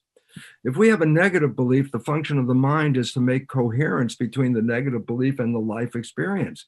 So the idea is we translate our consciousness into our biological experience. And the job of the mind is to make coherence. Well, the problem is if the programs that we came from are not supporting us, and then you try to make coherence with using those insufficient programs, then we create a life that's not in harmony at all. And so coherence comes in at another level here, and it says we are unknowingly making coherence between our programs and our beliefs and our reality. If people knew this, then here's the beautiful part. You can change the program, you could change the consciousness, and then the mind will make through coherence a new picture. And this is what, you and Ervin and Fred are really all about, is wake up, public. We have to really change. Where are you going? What is your belief about life? And our belief about life has been so far, we are victims. And victims means we are powerless. And the only way people have power on this community, or the only way people have power on this world, is community. An individual alone doesn't have power. But when individuals come together in a group, the group manifests power. And so what we're looking at right now is an evolutionary change in our consciousness, which will create a group of people with a new vision, and the collective nature is to manifest the vision. So what we have to do is undo the Darwinian belief that this is a struggle, that we must fight each other, that one must beat the other, dog eat dog. That's wrong. That we have to understand that Darwinian theory is wrong. Actually, the theory of life is from Lamarck, from 50 years before Darwin. And he was the one that said humans and nature live in a lockstep interaction, that humans and nature are part of the same fabric, the same entanglement. And so that behavior is different than Darwinian, which says I must beat nature. The Lamarckian view is I must be in harmony with nature. And that is the required movement of civilization at this time, is to get out of the violent competition, to be the fittest in a struggle. That's the old story. And then when you add the new biology, epigenetics, it all of a sudden says, oh my God, just what physics said. Our consciousness is going to change our genetics and our behavior to conform to our picture in our mind. So the idea is this: we have to wake the public up and say, the picture you've been living with, that's the wrong picture, because that's the one that's causing the destruction. And that I'm honored to be here, because I know Ervin, Fred have a very important voice on this planet to magnify and amplify this story, because evolution is based on consciousness. And more knowledge, the more power we have.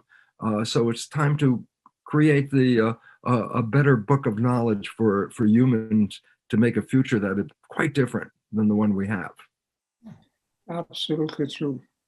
Just to add to this, that this new biology, the new knowledge, the epigenetics, the new systems theory, this is not arbitrary. It's not something that we just think up ourselves.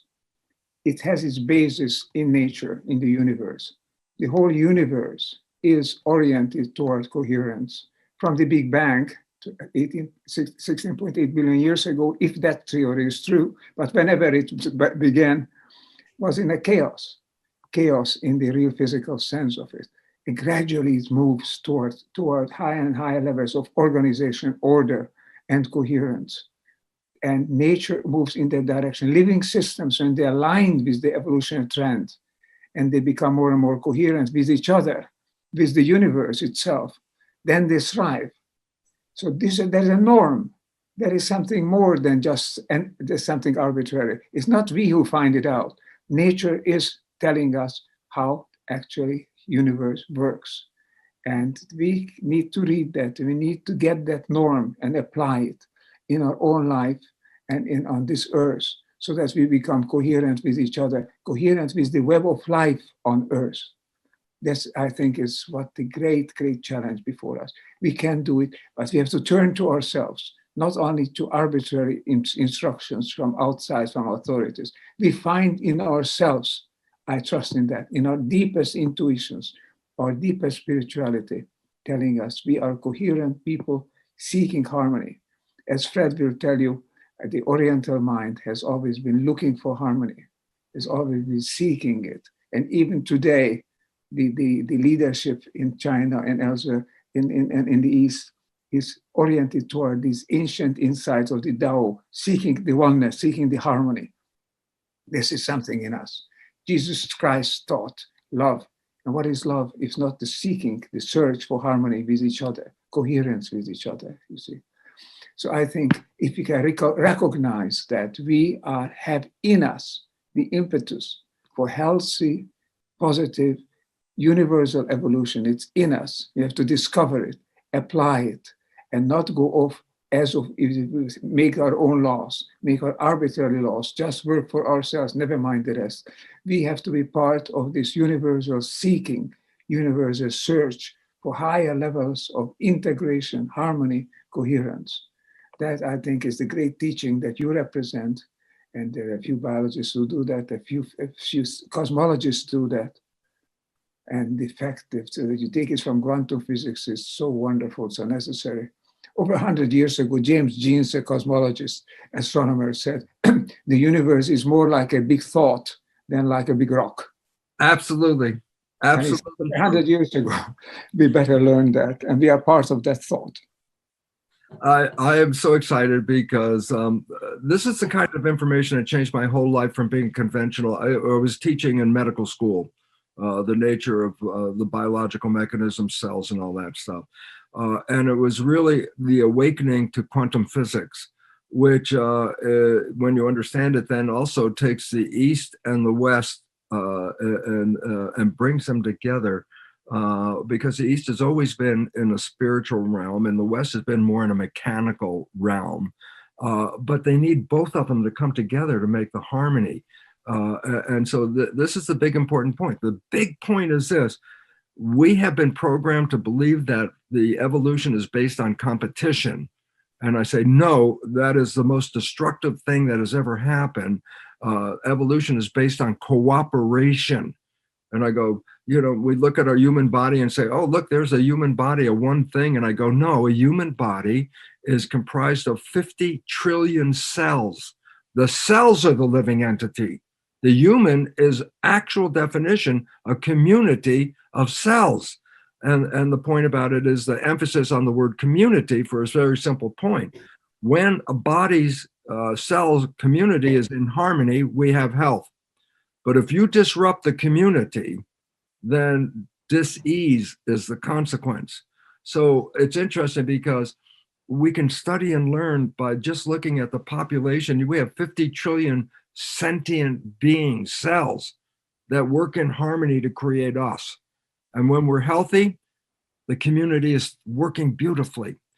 But disease is when there's disharmony in the system. And so you can see, interestingly, the health of humans on this planet, we're in a healthcare crisis. And I go, and simultaneously, we're in an environmental crisis. And I'm going, yes, the outside and the inside are connected. And if we keep living out of harmony, then we keep getting less healthy. And then now this is why the healthcare crisis. So all of this evolution stuff will change the world as we see it. Because once we understand that we are the creators of our life, not the victims of our genes, then all of a sudden it says, then we can create what we want. And I go, and most everybody wants the same thing.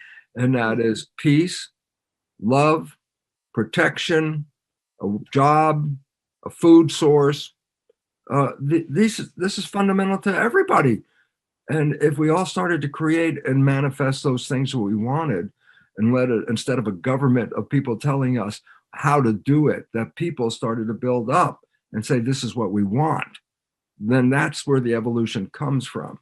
Evolution from the bottom up, from bottom the inside out, yes. And not from up and outside. Yeah. It's just the other way around. Because the top down, look at what the top down has done in trying to help us through this COVID period. They've upset the entire mechanism of the planet with supply chain problems and isolations and putting people away from each other and not letting contact and shutting down communication. All of that is anti-evolution. And this is why where I'm waiting for people to say, okay, I've had enough of this. Let's do something different, because this sure as heck isn't working anymore. And that is the pathway or the doorway to make a future.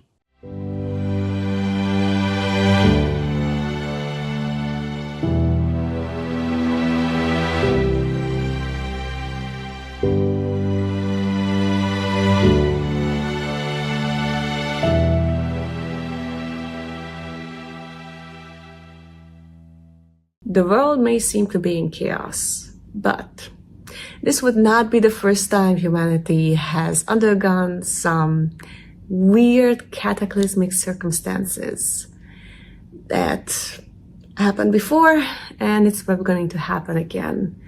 But just how the Renaissance preceded by the Dark Ages, now we have the chance to upshift and not downshift, right? So that's the whole idea behind this.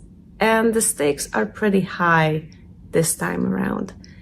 We are going to have a wonderful discussion with Jean Houston and Anneloes Smitsman, and they are such experts on this topic. So let's go and listen to them. So I'm welcoming today's two dynamos, one of whom is a legend in her own time and one of whom is en route to becoming one, Jean Houston and Anneloes Smitsman.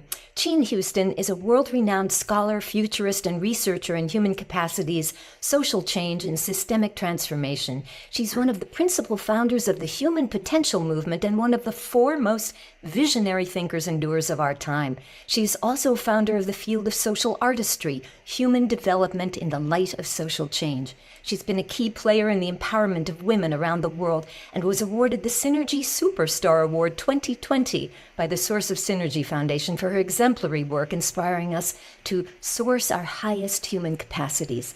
A powerful and dynamic speaker and renowned for her gifts as a mythic storyteller, Dr. Houston holds conferences, seminars, and mentoring programs with leaders and change agents worldwide. She has worked intensively in over 40 cultures, lectured in over 100 countries, and worked with major organizations such as UNICEF, UNDP, and NASA, as well as helping global state leaders, leading educational institutions, business organizations, and millions of people to enhance and deepen their own uniqueness.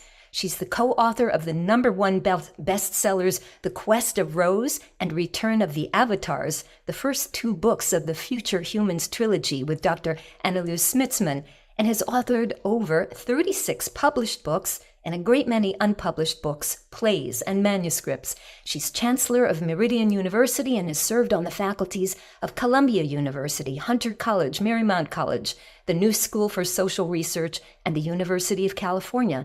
Dr. Houston was also president of the American Association of Humanistic Psychology and is presently the chair of the United Palace of Spiritual Arts in New York City. She's a member of the Evolutionary Leaders Circle of the Source of Synergy Foundation. And Dr. Anneloes Smitsman, a visionary scientist, published author, futurist, system architect, and leadership catalyst for the transition to a thrivable civilization. She's founder and CEO of Earthwise Center and holds a master's degree in law and judicial political sciences from Leiden University in the Netherlands, and a degree of doctor from the Maastricht Sustainability Institute at Maastricht University, also the Netherlands. Her groundbreaking PhD dissertation, Into the Heart of Systems Change, addresses how to diagnose and transform key systemic barriers of our world crisis through its proposed transition plan for a thrivable civilization. Anneloes is the co-author also of the #1 bestsellers, The Quest of Rose and Return of the Avatars. These are the first two books of the Future Humans trilogy with Dr. Jean Houston. What a coincidence. Anneloes is the author of the Amazon bestseller, Love Letters from Mother Earth, The Promise of a New Beginning, as well as many scientific publications in international peer-reviewed journals, books, educational, transformational, all of this. Anneloes is the lead architect of the Earthwise Tipping Point System, the lead author of the 3.0 Educational Transformation Blueprint, there's so much to say here, an architect of the Seeds Constitution, and strategic steward of Haifa and Seeds for co-developing the regenerative Renaissance tools currencies, systems, and cultures. Anneloes is member of the Evolutionary Leaders Circle of the Source of Synergy Foundation. Now that is a mouthful, but I'm going to give us one more little homeopathic drop before we start this show officially. I want to begin with this brief excerpt from Jean Houston's chapter in the Dawn of an Era of Wellbeing book, and then we will swing it over to you, Ervin. Here we go. Patterns of millennia have prepared us for another world, another time, another era. At the same time, the virus pandemic, unlike any ever known in human history or prehistory, has confused our values, uprooted our traditions, and left us in a labyrinth of misdirection. Factors unique in human experience are all around us. The inevitable unfolding towards a planetary civilization, the rise of women to full partnership with men, the daily revolutions in technology, the media becoming the matrix of culture, and the revolution in the understanding of human and social capacities. This is a good one. The Zeit is getting geisty, as in zeitgeist, as the old story itself is undergoing the sacred wound in order that it too grows and addresses the multiples of experience and complexity of life unknown to our great-grandparents. We have become so full of holes that perhaps we are well on the way to becoming holy. Holy moly, that is a wildly thrilling ride along vocabulary in the planetary from Jean Houston, Genius Houston. Over to another genius, Ervin Laszlo. Well, Alison, thanks very much for these beautiful long introductions. I think the fact is that we are living in what the Chinese, and Fred can tell you that's better than anybody, what the Chinese used to call interesting times. They are times of transformation. They are, I think, sort of christening by fire, I feel. I feel that these are times that we will remember as being the birth of a new civilization. Because if there is something that we are here to remember, that we are able to remember anything, then it means that we have come through this christening by fire. We have come through with flying colors. Because if we don't, there'll be nothing for us to remember because we won't be around. The choice is between evolution and extinction. I have, and I don't want to make this long, I just want to put this on the table. I have an intuition. It's an ever firmer intuition, reconfirmed every day, that we have started on a new path, and that is the right path. It's a better path. We are rethinking the aberrations, the mistakes, the one-way wrong-way streets that we have been going on, creating an unsustainable, unjust, and violent world on this planet. We have learned that is not the way forward. We are learning it now. There is something in the air. Every day more people are joining. Every day there are more initiatives. They are trying to see beyond the woods, beyond the chaos, to what lies underneath. There are reasons for this, and I can talk about it later, but I don't want to take the time for it now. The fact is that whether for good or for bad, I have this everyday reconfirming intuition that we are on the way to a thriving and sustainable civilization. The way is still difficult. It's still thorny. But I think people are waking up. There are programs like this one. There are books like The Dawn of a New Era of Well-Being. There are books like my other book, the Upshift. And there are thousands of new publications coming around.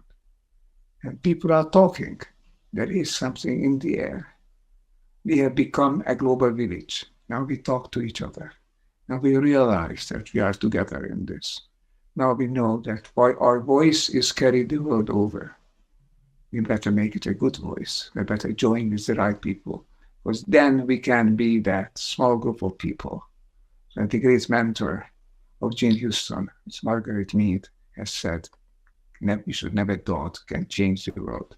That small group.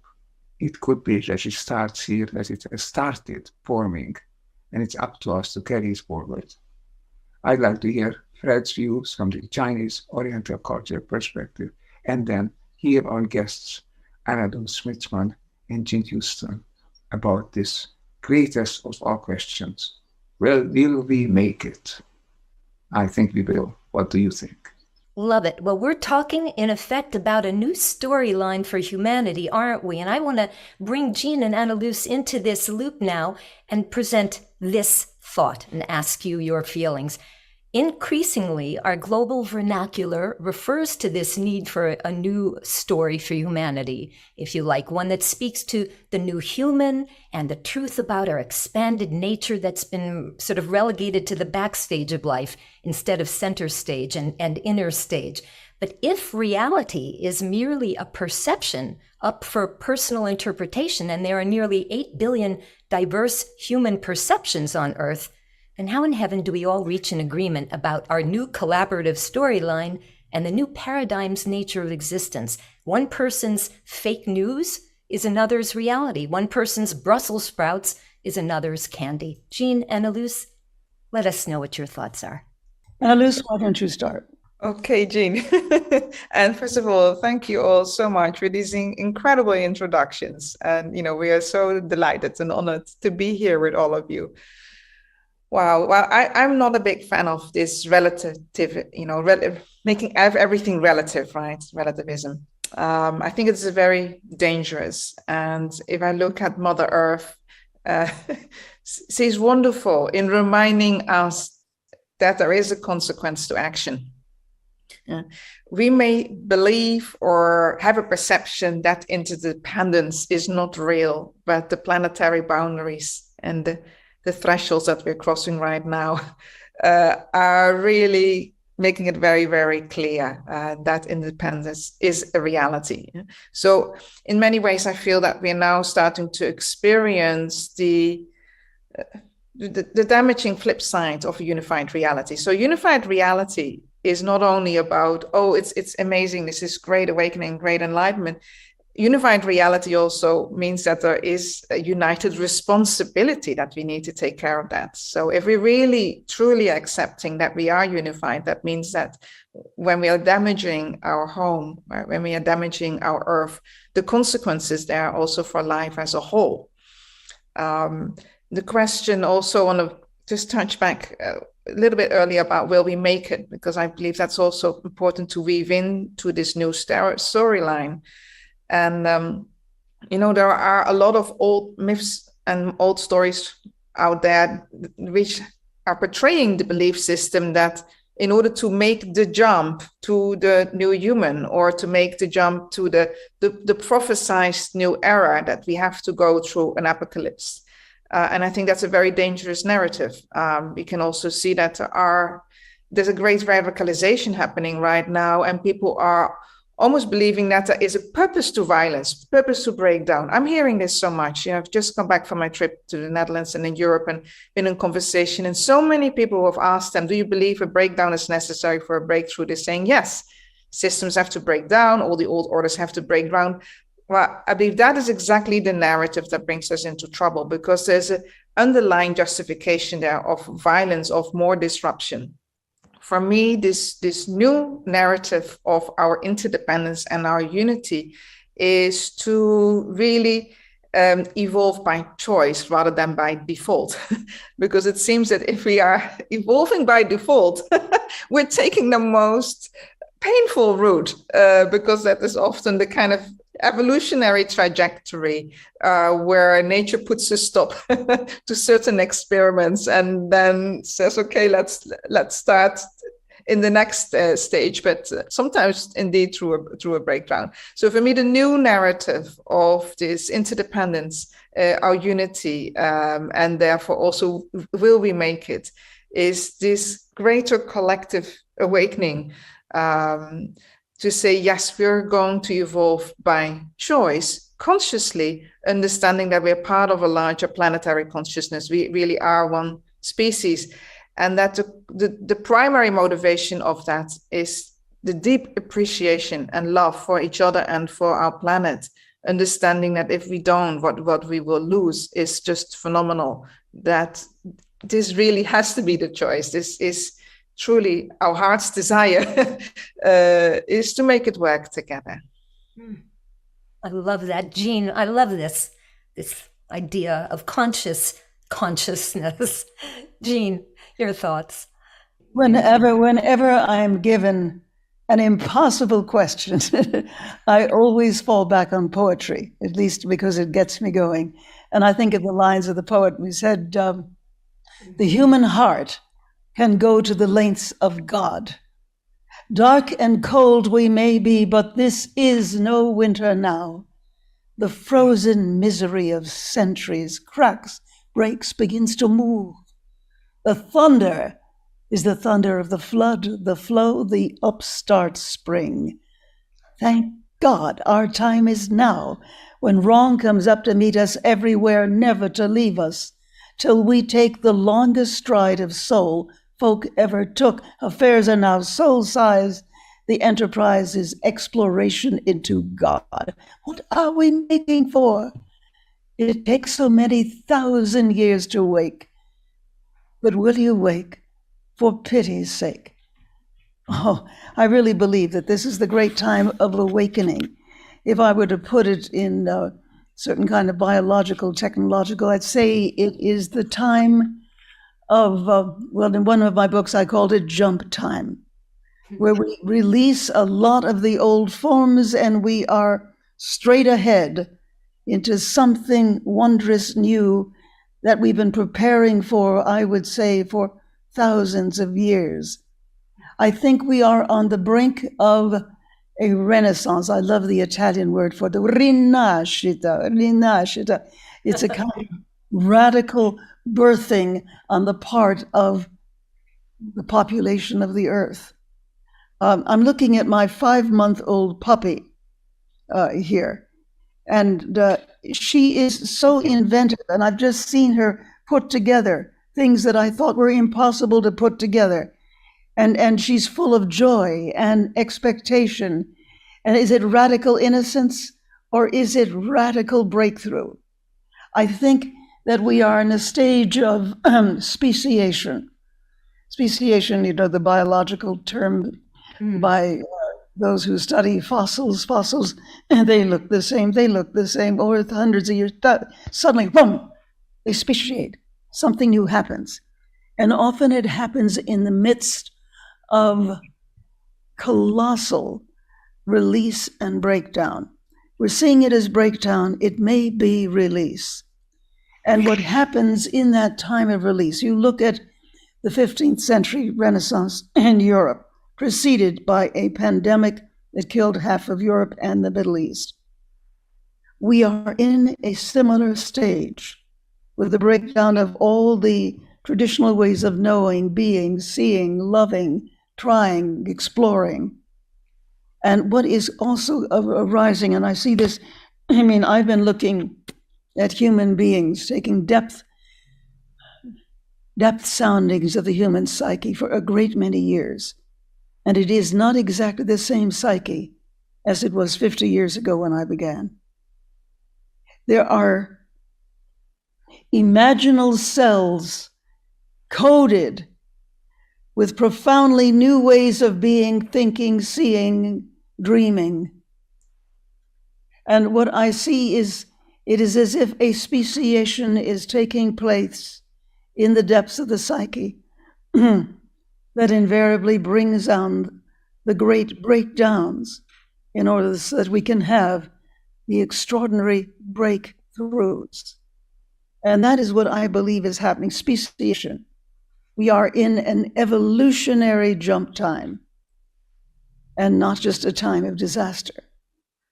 But most people have never thought or lived in an evolutionary jump time. How do we prepare ourselves for such an extraordinary occasion? And I believe, dear Ervin, you are way out in front. You are a pioneer of the understanding and the specificities that are required in your new work about how we actually begin to have the uplift, the breakthrough. In my own small way, I've tried to do this in a whole lot of places. And I find that people are ready, they are anxious. So many people are on the cusp of the change. Explorations into the universe, explorations into God, explorations into profoundly new ways of being, thinking, having, loving, seeing. That I am one of the few who is hopeful, but you can only be hopeful by being helpful. I was a Girl Scout for many, many years. I sometimes think I owe everything that I am to having been a Girl Scout. You know, every weekend we would go into forests and we would clean things up, and we would understand the whole nature of nature. And then when we went back, we would work in the lighthouse for the blind. We would work down in the Bowery with people who had fallen into utter distress. So we were working with nature and we were working with people. And that was Girl Scouting back there in the 1950s, you know. And I really think that we need a new kind of scouting. Take the young people who have not fallen apart yet, who have not been diseased by the profound unknowns that hit them every day, and begin to bring them back into nature as nurturers, as planters, as seeders of the new seasons. Let them learn how to work with the breakdown of belief, the breakdown of culture. Teach them ways in which they themselves can recultivate themselves so that they can cultivate the world. I am all for clubs of compassion, clubs of co-creation, clubs of kindness. Young people, and sometimes the very old, people my age, you know, and Ervin, because this is beautiful, beautiful. Please continue. Well, this is just what I'm seeing. I really believe that the clubs of conscientiousness really have to start now, with the young and the old somehow getting it all together, and somehow the middle will eventually catch up. But there's just so much that we can do with Mother Earth and Mother Earth with us. To be within and with the earth is to be charged. It is to become a member of Earth mind, soul mind. It is to grow. So I think in times of speciation is also parallel times of new ways of being, of growth, of co-creation. And that is why I'm hopeful. And I will do my darndest to follow through on whatever it is that I've been saying for the last few minutes. Sometimes it comes out spontaneously when you're put on the spot and you discover what you really know and what you really have to do. Thank you. The best kind, the best and the most genuine and thrilling and uplifting. And I want to swing it over to you, Ervin, because this reminds me a little bit. We had your friend Deepak Chopra on recently, and the word midwife came up, that we're almost midwifing a birth on earth, because I know Anneloes is talking about maybe not breakdown for breakthrough, but more of this midwifing a future human. I think you relate to that. And, you know, all of us come into this world and experience a birth, a first birth. But this is a very unique time in history where we're now experiencing a conscious second birth. This is quite different. Ervin, would you like to talk to us a little bit about the dynamic of consciously birthing oneself when we already arrived here just seemingly by hazard, although that's up for discussion? Well, we have got here midwives and we have got here Girl Scouts. And I think we need more Girl Scouts like this so that they could help us bring birth to the new world, which is in us. That's the wonderful thing, that it is not artificial. We have done about now. I think it's time to realize this, all the synthetics. Nowadays, when a product is really forward-looking, then it says it doesn't have, it says without, Before it used to say with. Now it's learn it better do away. Be more simple, be more basic. Get back to nature. Get back to who we are. We are not separate. We are part of a larger reality. This is what Jean is saying. This is what Anneloes is saying. This is what Fred is saying. And I think this great return to reality, return to the system of life on Earth. We are not just a conscious species, a separate species. We are part of the web of life on this planet. And our criterion, or that time and dateline must be what is good, what is thriving for nature, for life on the planet. That is what is good for us. And this return, this tapping the source, this reconnecting with what there is around us, or who we really are, that is what is happening, I think. And it's wonderful because we have all the tools. We have the information systems. We have the instruments to read, to experience the smallest reality that's beyond our eyes, the largest reality that's beyond us as well, and the other perceptions. We are beginning to see really beyond our body who we really are. An evolving world. Evolution, as Fred says, never stops.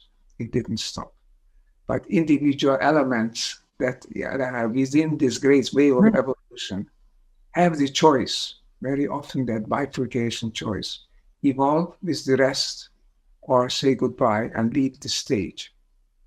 We can become extinct. As we know, the overwhelming majority of higher species on Earth have become extinct. The sixth great extinction that I started mentioning that is on us. So it's nothing surprising if we would leave the stage. But I think it won't happen. Why? Because we have this fantastic element, which we call consciousness, which is something which is ability to perceive, to feel, and to make sense of what we feel and what we perceive.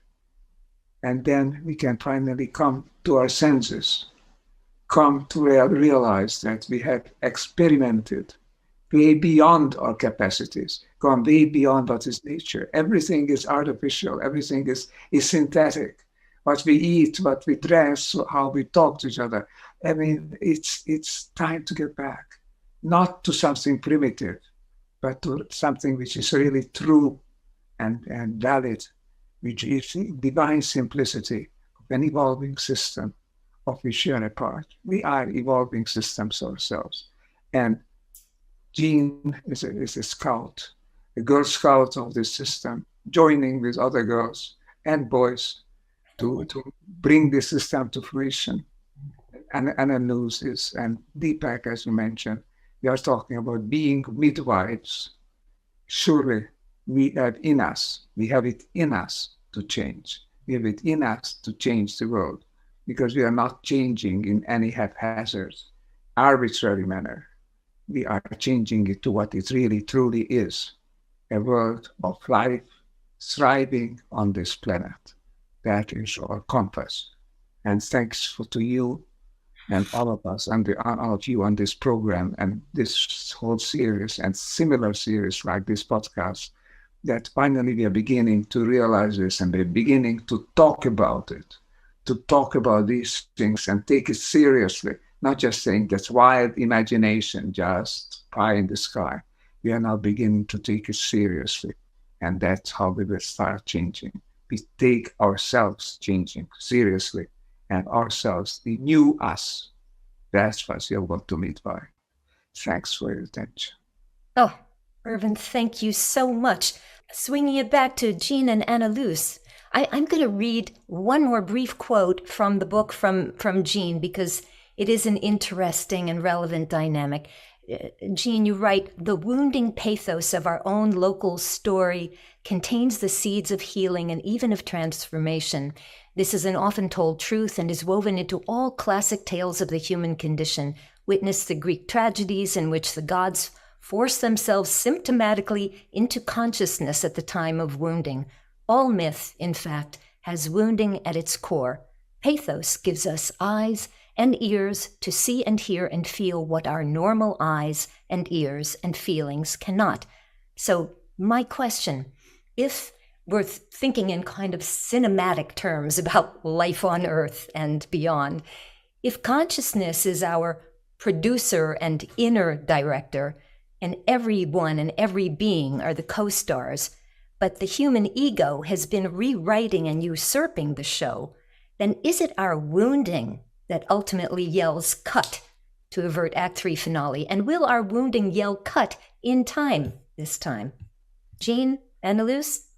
You know, all great stories contain wounding as a major part of the story, because wounding releases us to see things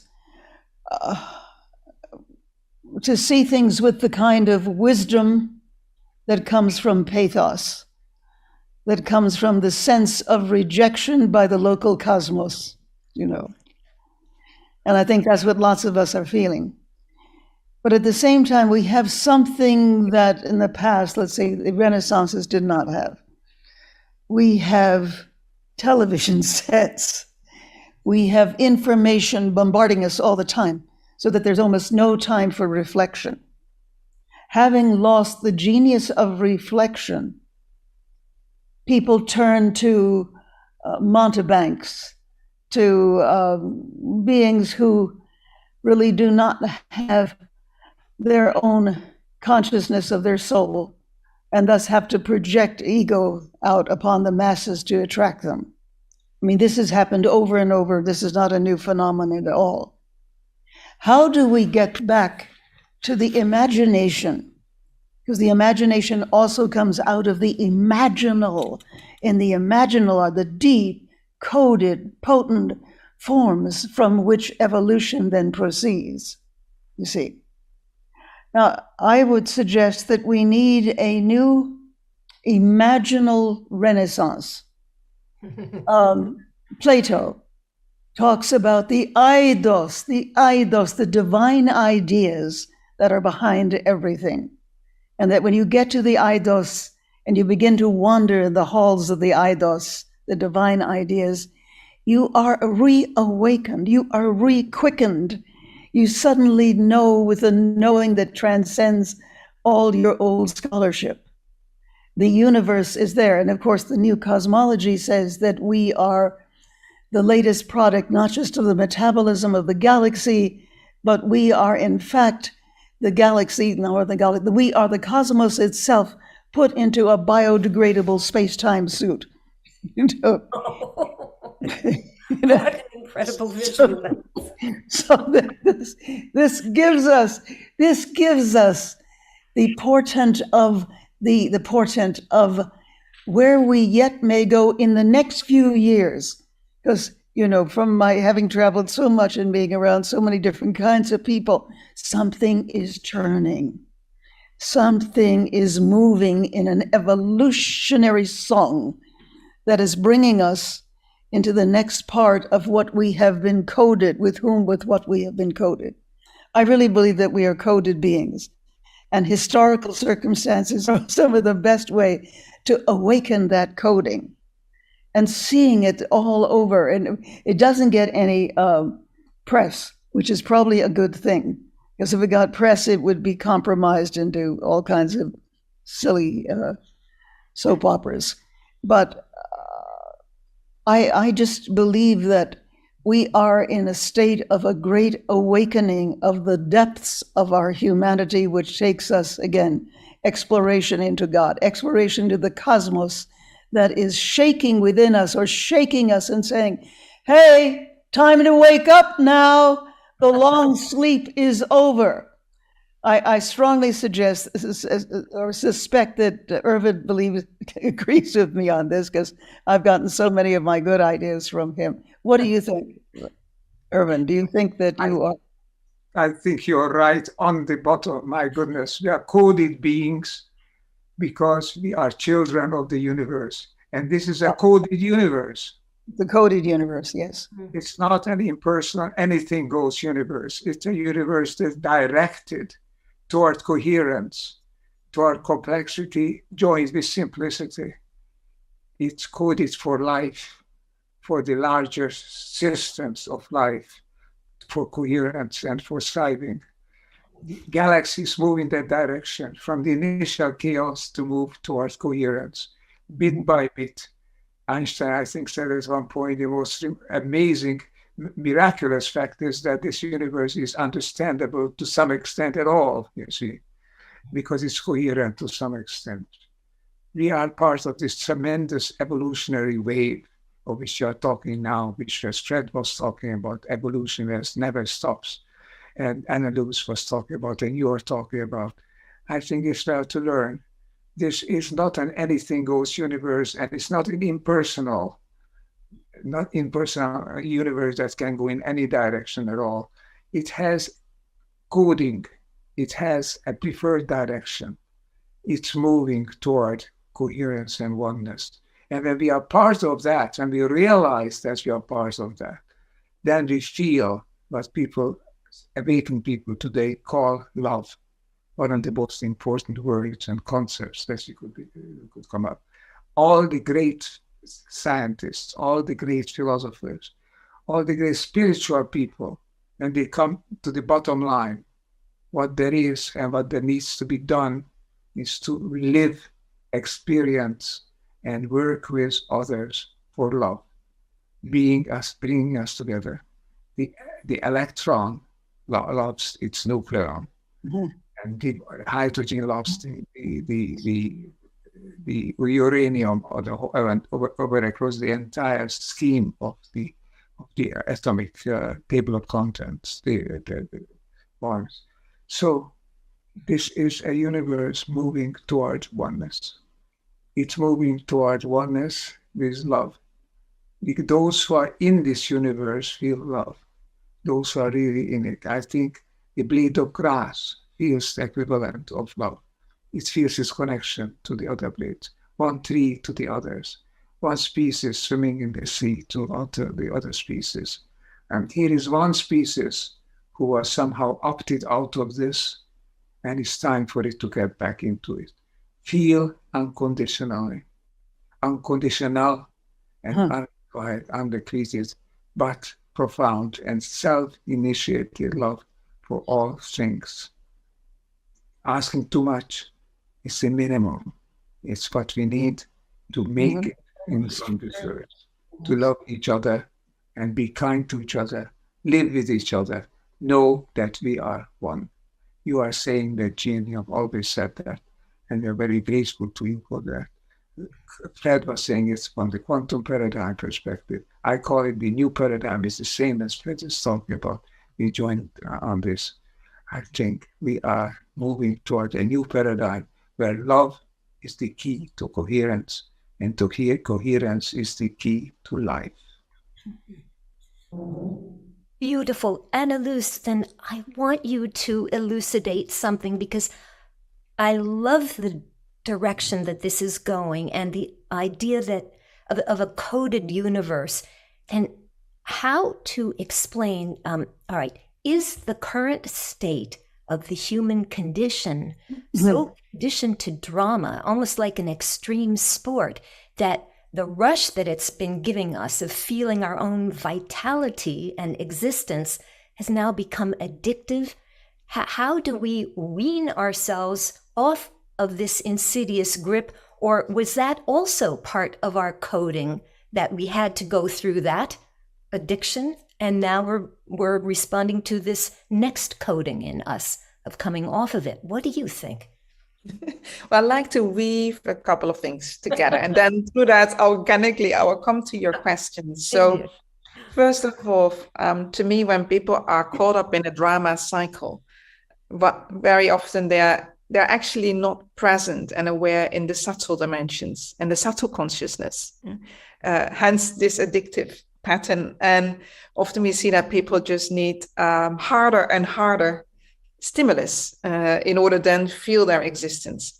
Now, for coming back to your earlier question about the wounding, I believe it's precisely that is the problem. So we've so long believed that wounding was necessary, and perhaps there were earlier stages where the wounding was necessary, but we have mythologized wounding to such an extent. And now let's weave that together with what Fred was talking about, the old economic paradigm, and how the new renaissance is happening from a new understanding of economics, also from a quantum perspective. Now, the old economic paradigm was also a transactional paradigm constantly. And we also had the belief that no pain, no gain. So that we needed suffering and we needed to have the pain, we needed to have the wounding in order to get the gain of awakening and enlightenment. So to me, they are actually on the same order of what needs to shift also into this narrative. Now I want to weave in with this, the midwifing. So what does a midwife do? And I'm speaking now as a mother myself, having given birth to 2 boys. In the midwife starts to prepare both baby and mother, and she will look for the signals, first of all. First of all, she will see, is the baby in the right position of birth? And remember, when we're taking the birth position, we need to go head down. And humans, and this is coming back to your earlier question around the ego, if we want to go through the birth canal with our head up, it's like the ego wants to lead, it's going to be very, very painful again. Yeah? So here we see this evolve by choice, not by default. So let's take the right position. That's also a position of love, as Ervin was talking, of humility, of releasing earlier assumptions. And then to me, now the critical factor for really becoming this new human of this next evolutionary step is that we have to develop the eyes and the ears and the sensory organs that are able to embody that consciousness that emerges from this next evolutionary step. So that we have, as also has been told in many of the ancient teachings, wisdom teachings, that you have then the eyes to see and the ears to hear. Yeah? And so this new human, this next evolutionary step of our future human becoming, therefore, to me, that consciousness is very, very subtle. And if we are caught in now coming to your question, in this drama cycle, indeed, wherever there's a drama cycle, wherever there is an addictive behavior, we are not consciously participating with the evolutionary process of life. We are on a pattern of default. We are on a habitual pattern, an addictive pattern. So to me, the way to get out of this drama cycle, therefore to consciously evolve, and therefore to take that next step, so we're weaving all of that now together, is to become awake and aware for this very beautiful, subtle consciousness that it's like it's whispering into our beings. And that starts by making space for that within ourselves, to making space for that possibility, and not expect it with a big bang boom and everything needing to fall apart. And therefore we need an attitude of appreciation and trust. And now to nurture this, this little baby infancy of ourselves. It doesn't need this big gross consciousness that we had before, but that's really subtle, really, really refined. And if we do that, then we are midwifing and birthing ourselves. And also we are then the ones being born through this process and really working with this beautiful evolutionary process that is now moving us into the birth canal, where the wiggle room is getting less.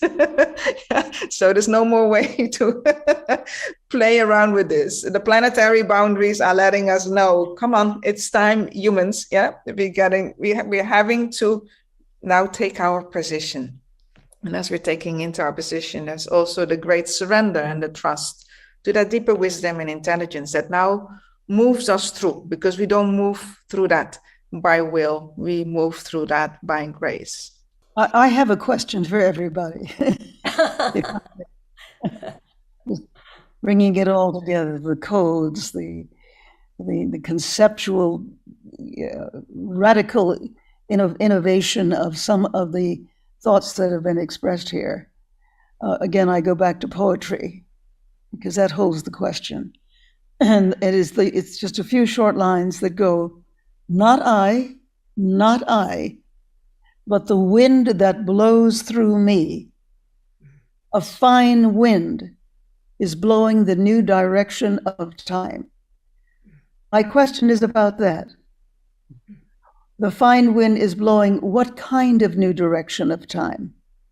We assume it's a subtle thing. We assume that it is part of the mind field of the cosmos that is blowing through us now. What do you see happening as the new direction of time that we are being blown through? That's what we don't know, and that's what we are looking for. And the answer is not in the answer, but in the looking. In the looking. We are looking. That is the great, great new element. And that is the source of hope. Because we are asking these questions. You are articulating, Jean, something that people are beginning to ask, that should ask and need to ask.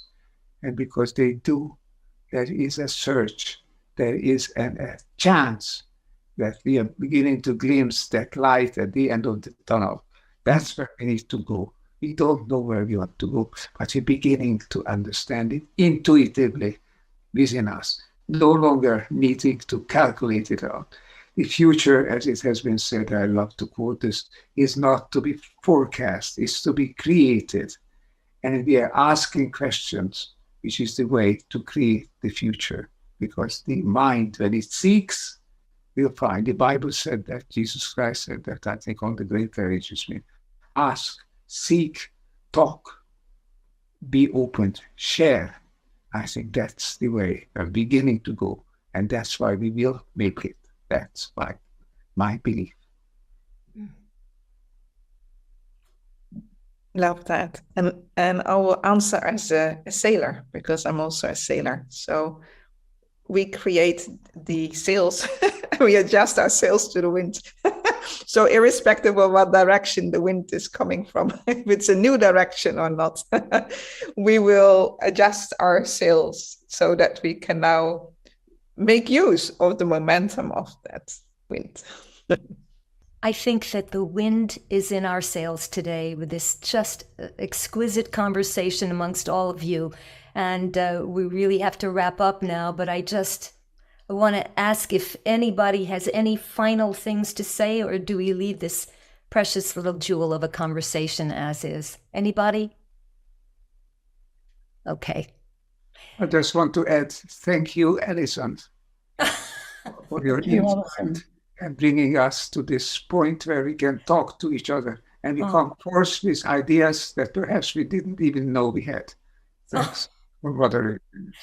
Well, thank you so much. I'm so grateful to all of you, and I'm grateful also to the wind, because I do believe it's in my back as well, helping to facilitate this. I say thank you immensely to this group of midwives today. Midwives, avatars, we can say, perhaps, and so many other wonderful terms. I want to thank our hosts, Ervin Laszlo, and our brilliant guests, Genius Houston and Anneloes Smitsman, also known as Jean Houston and Anneloes Smitsman, stand-up cosmics, perhaps, of the future. I don't know. Thank you all. It was a joy. A real Thank you all so much. Great, big thanks, and let's look for the next time again. Up to the next conversation. Yes. And thank you, Jean and Anneloes, for being on Synchronicity. If we ever get to this globally televised party for the planet celebrating every living being, it will be a miracle well deserved.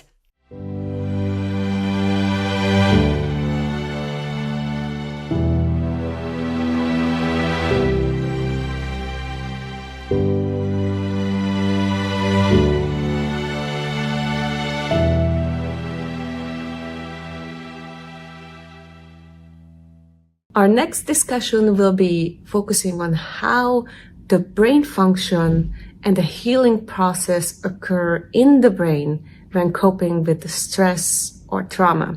So I'm sure everybody had some kind of stress going on in their lives or trauma that affected them. But with Dr. Dawson Church, we are going to talk about how effectively we can cope with this. This is not something that has to stay stagnant. He will show you how quickly we can depend on a number of factors, and there are proactive exercises that you can do, and we can engage and achieve a higher state of well-being and develop greater resilience, whatever life may throw at us. So Dr. Dawson is going to talk about his method, and let's hope that you're going to enjoy this conversation and make sure that you make notes, because it's actually very simple, but the way he is going to talk about it, it's just, you're going to have this aha moment that you actually, oh, it makes sense. So make notes. Who on earth are we? Why in heaven are we here? And how to make sense of this mess of our humanness, and perhaps even transcend it, thanks to remarkably informed guests exploring the nature of our human nature and how to better engage it. If abnormal is the new normal and perceiving is the new believing, then inner is the new outer, and consciousness is our new source of healing.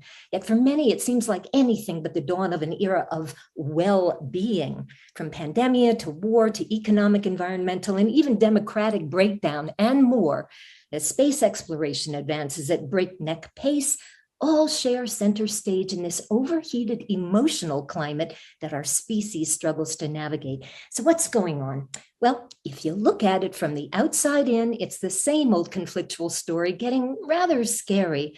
But now we're raising the bar by raising awareness that this mess of our humanness can only be resolved from the inside out, as in vision that emanates from a profound shift in perception about the world around us and within us. This is precisely the thrust of Dawn of an Era of Wellbeing podcast and insightful book.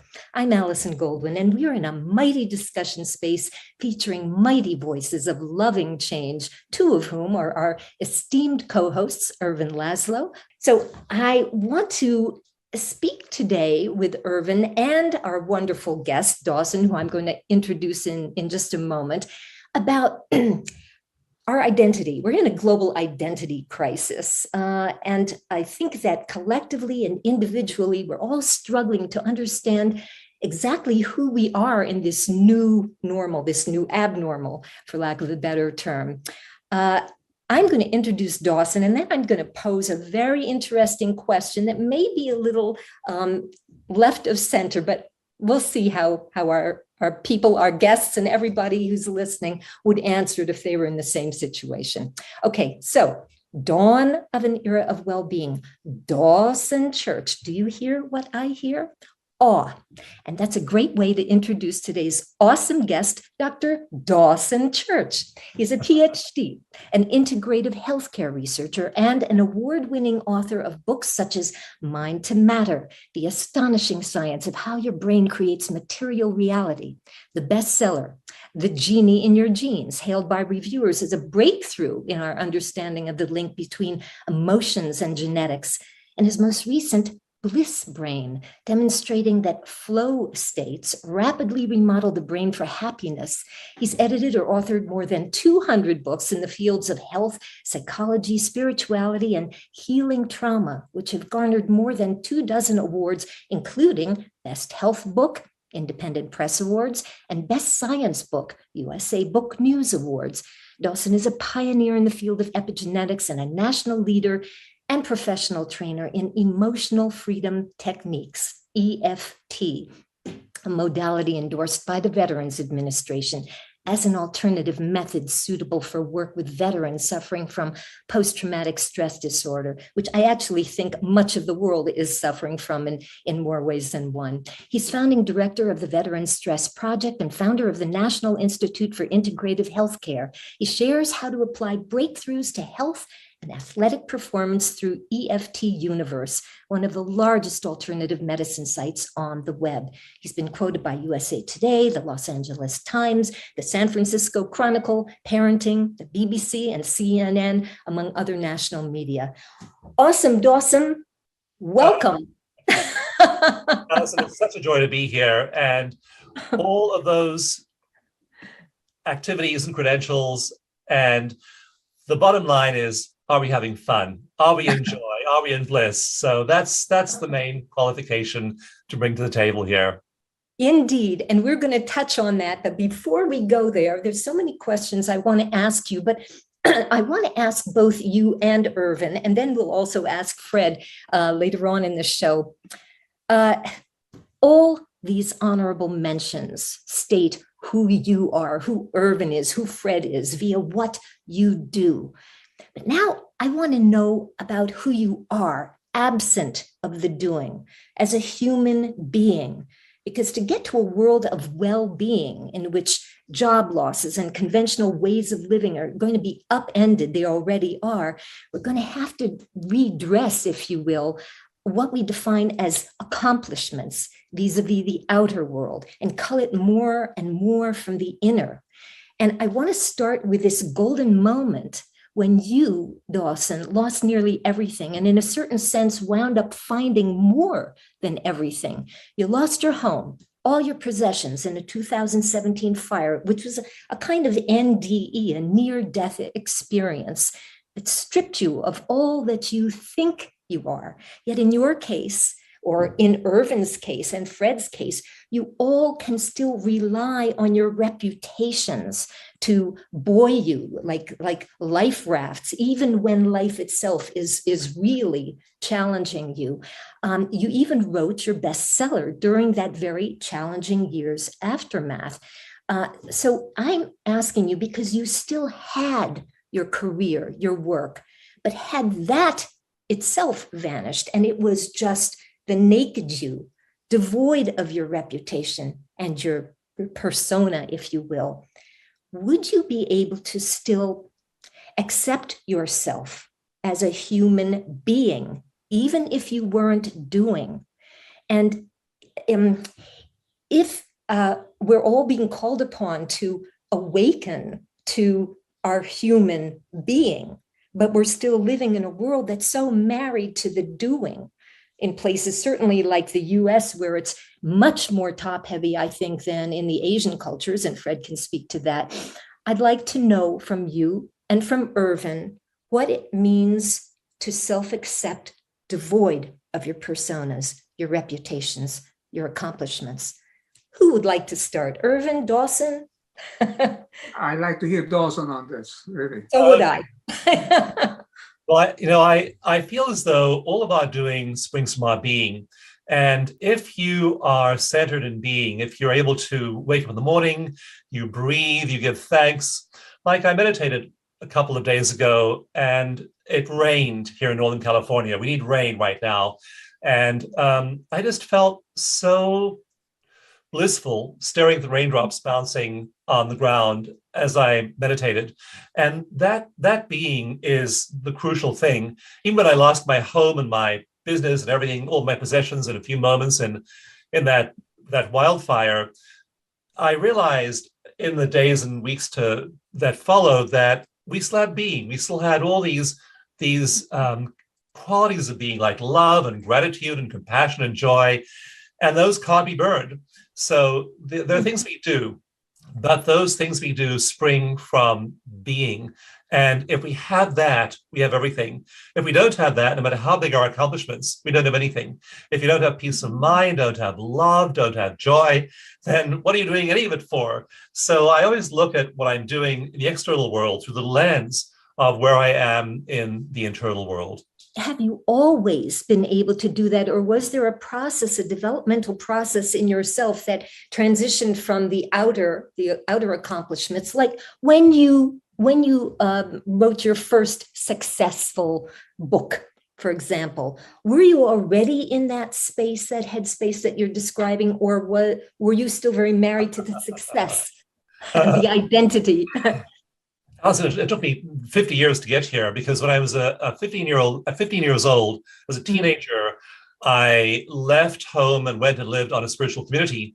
And I spent many years studying the perennial philosophy, Aldous Huxley, Alan Watts, all of these great philosophers and figures. And as a teenager, I didn't get much happier.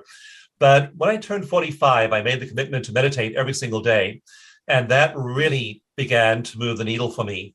And so for me, meditation and reflection every single day is powerful. And I developed a method called eco-meditation because it's so hard to meditate for people, especially traumatized people. They close their eyes, and we've worked now with over 20,000 veterans with PTSD, and at the Veteran Stress Project, and they close their eyes and try and meditate, and their minds are flooded with traumatic images often. So even for the average person who's not traumatized, they are distracted by monkey mind. So I developed eco-meditation, began to use it. And we've now done many studies of this, both of the experience of people and also MRI studies showing what happens in their brains. And this is going to sound astonishing because it's a radically new understanding of the neuroscience of meditation. We found in one study being published this month, actually, in a top-tier journal, that people's brains actually start to remodel themselves within 28 days, 4 weeks of doing this.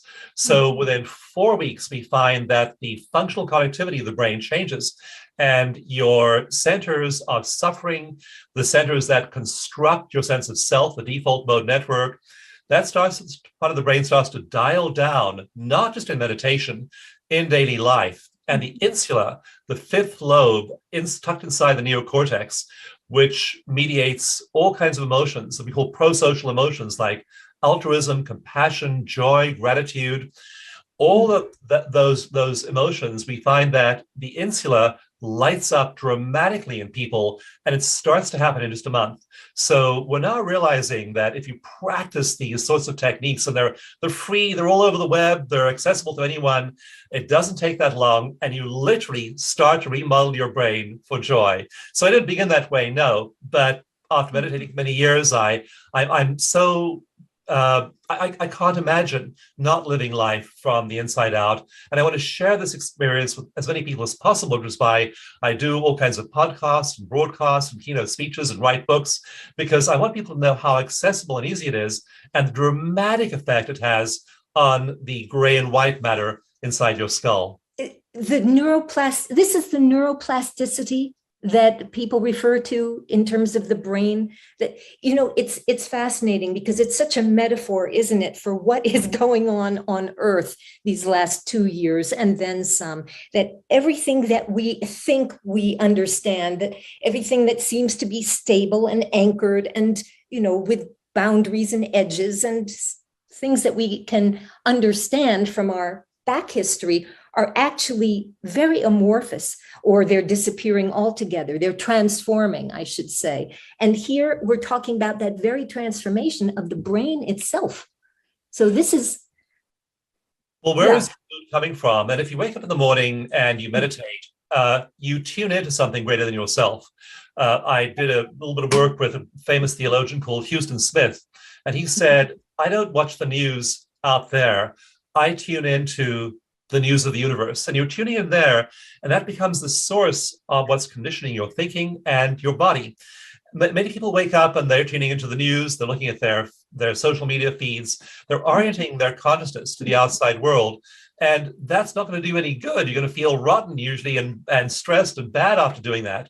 Now, if you go, and it's not like you live in a bubble or you go off into a cave, you aren't in denial, you aren't detached from the world, you aren't just moving into a space where you ignore all those things, but you are viewing them then from the perspective of being. And you first of all hooked up with the news of the universe, which is every day life is functioning, we're breathing, all is well, our hearts are beating, we have so much to be grateful for. Every raindrop we can give thanks for. So we give thanks for every raindrop. We live lives of such bliss and joy and gratitude. We're overwhelmed by the absolute majesty of being able to take one breath.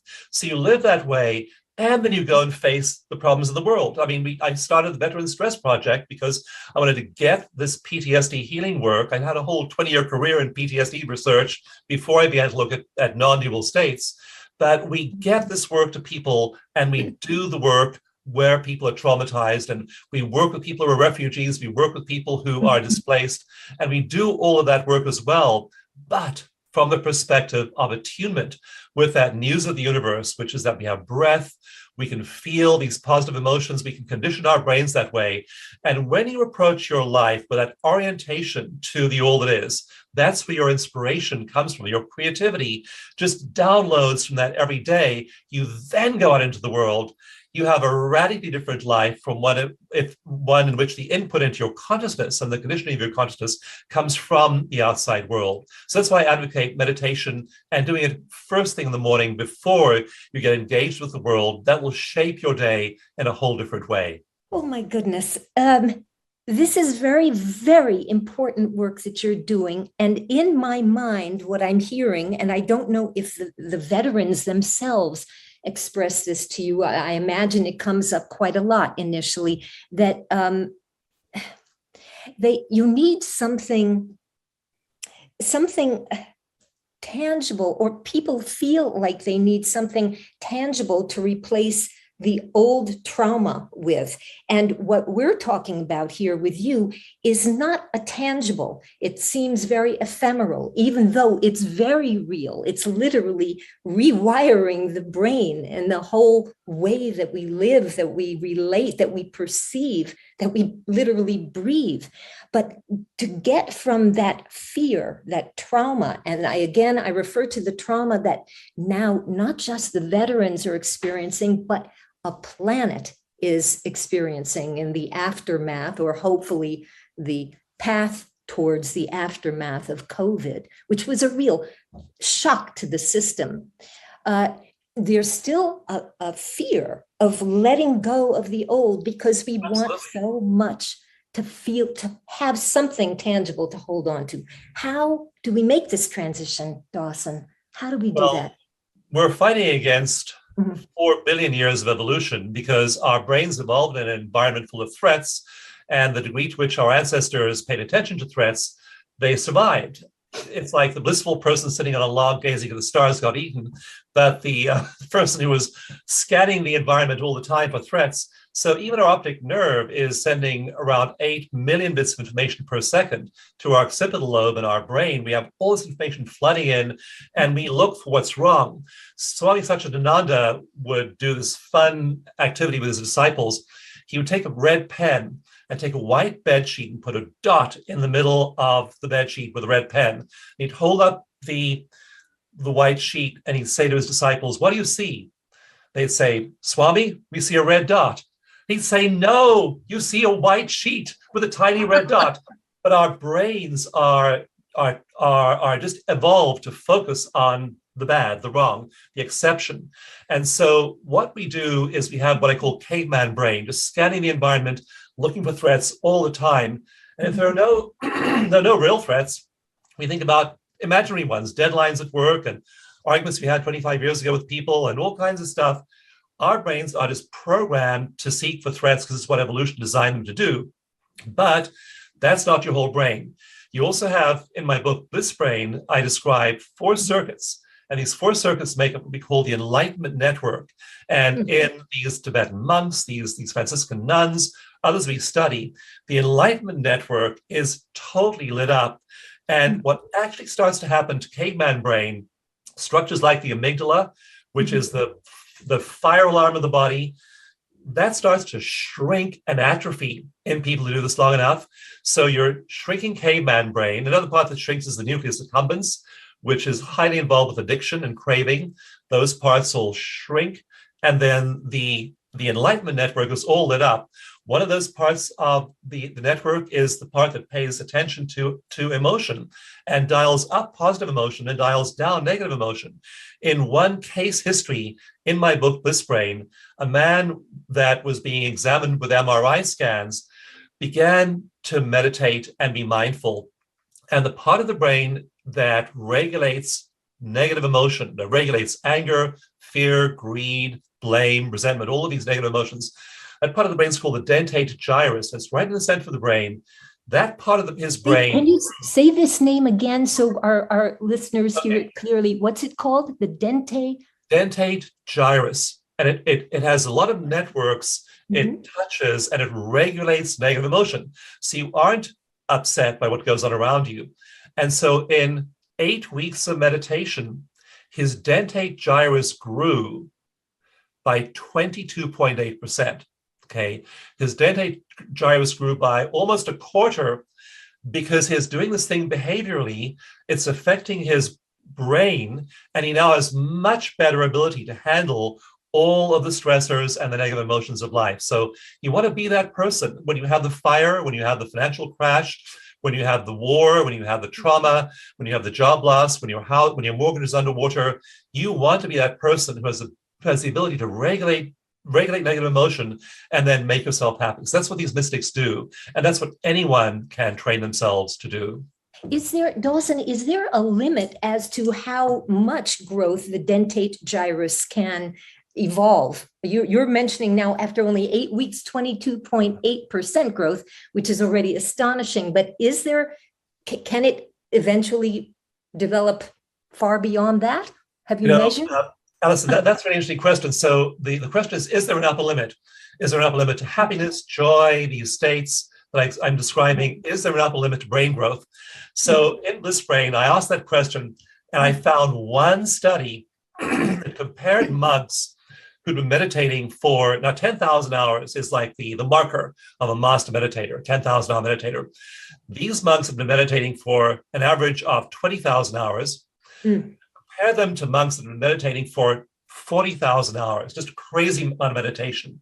And they found that even between 20,000 hours and 40,000 hours, there was brain change. So it appears there's no upper limit, that some of these adverse stress-related parts of the brain start to shrink and atrophy. Some of the parts of the brain that make you happy, regulate negative emotion, help you focus, because there are 4 components to the enlightenment network. And I won't go into them here. I talk about them in Bliss Brain a lot. But those parts of the brain become active, start to grow, and become your predominant experience until you become unshakable. We found this brain change in people meditating for a month, not while they were meditating only, but during everyday life. They weren't meditating, and still the suffering part of the brain was dialed down and the compassion part of the brain was dialed up. So you are not only changing your experience of the initial part of your day in meditation, you're literally changing the entirety of all the domains of your life. Extraordinary. Ervin, do you meditate, Ervin? I never really asked you that. I mean, you already seem to be flourishing since decades in your life, but what is your secret, Ervin? Are you working on your dentate gyrus on a regular basis? Shouldn't we all? But wonderful. I don't know. I seem to be connected, whether I like it or not. All the time. Asking what I need to do and what I can do, what is ahead of me. And I get direction, I get guidance. And that is not a formal meditation. I just live like that. I seem to be connected. I was connected as a child, as a musician, and I never stopped that level of connection. I don't see the world from the outside. I like to live the world from me as being connecting with the universe. This is what Dawson just said a moment ago, quoting somebody, tuning into the universe. That's what I like to do. That's what I want to do. Does music facilitate that for you, Ervin? You said as a child, you've already been very open to this realm. Was music a portal for you, or? Of course. Yeah. When you play music all day long, I mean, well, most of the day anyway, from the time you're 5 years old, obviously it does make a difference. And so the musical experience is an experience of living in a dynamic space, something other than the everyday sense-perceived world. And that world is meaningful and coherent. If you play really bad music, yes, then it isn't. But I have an aversion to that. Then I must stop it. To me, music has to be coherent, harmonious, and whole in every respect. And then, of course, you are being shaped by that. So I have been shaped by that, and I'm always looking for that too. You know, what I'm trying to do is under the subtitle of a book that many people have been pushing me to do, and write a kind of an autobiography. It's called My Voyage, My Journey. Sorry, I have to do my journey. And the subtitle of that is A Life Spent in Quest of the Purpose of Life. So I can say that that's what I'm trying to do. I'm trying to find the purpose of life. Perhaps it's crazy, perhaps it's not. But if I ask myself what I am doing, what I have been doing, and I'm going to be in 10 days, I'm going to be 90 years old. So I can ask myself what I have been doing and what I still want to do is the quest for finding purpose.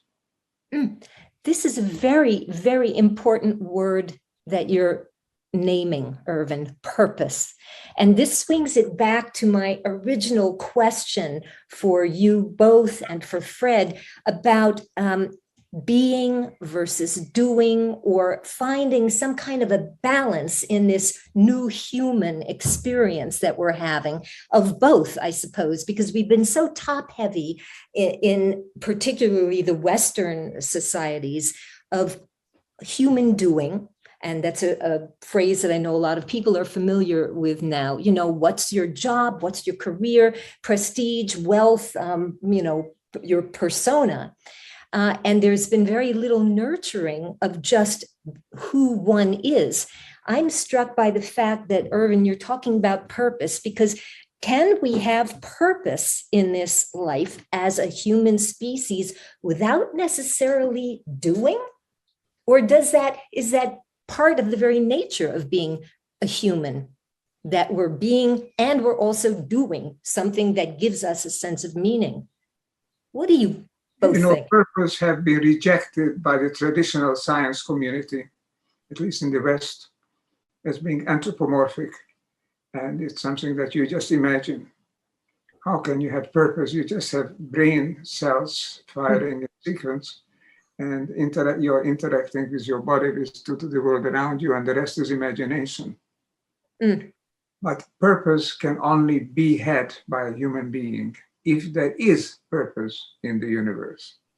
Okay, so then you find the purpose that there is. You can have all kinds of relative purposes, short-term, superficial purposes. You just want to get a better meal, better job, things like that. Of course, that's all part of life. But if you're really seeking what is the purpose of life, you can only find that this is a meaningful search.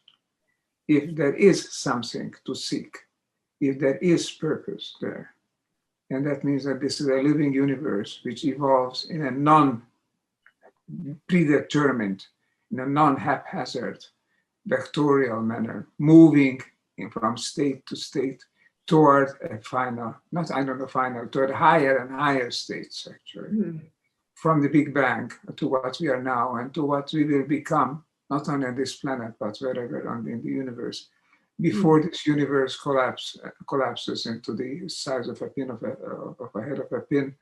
Because I think the consciousness that we have doesn't collapse with the physical universe. The consciousness is something that is above and beyond the physics of the world. And our task, our purpose, is to contribute to a higher level of consciousness, which is one consciousness in the world, as Schrödinger and many others have said. Our work is, our task in life is to bring that consciousness to a higher level, because all consciousness is one, because it's a hologram. It's a holographic kind of an entity where all things are reflected in all other things. Nothing is separate from that. And if we can contribute to that, I think we are doing what the best thing, or the most of the thing that a human being and living being can do, namely advance the level of consciousness in the universe. Sounds crazy, sounds over-ambitious, but I think that is my conviction. I want our audience to know that you just got a huge thumbs up from Dawson. I've had my thumbs up. Okay, you've got to reinforce the fun and the positive here, the uplift. And it's so true, Ervin, what you're saying is also that purpose is a pre-existing condition, in the best sense, perhaps, that purpose is already innate. It's in the cosmos, in consciousness, and it's just for us as humans to allow that to become manifest through us, the vehicle? Is that more or less what you're saying? Yes, yes. Okay, good. Yes, Dawson. one consciousness, as Ervin's saying. Ervin has a brilliant book, by the way, which I just reread, called Science in the Akashic Record, which talks about these information fields in which we live and that holographic universe. And so the choice we have, the fundamental choice we have as human beings is, do we align with it or do we not? Do we just busy ourselves with mundane activities over here, or do we align with it? And what I see in people who are aligners is, Erwin also mentioned synchronous, the synchrony of music. And what we find is synchronous brainwaves. We find their brainwaves are highly regular. So in people who are oriented toward the outside world, who don't meditate, who don't use any of the personal growth tools we have available to us, their brainwaves are often jangled. They aren't in harmony. They're like an orchestra, all playing their own thing, not playing together.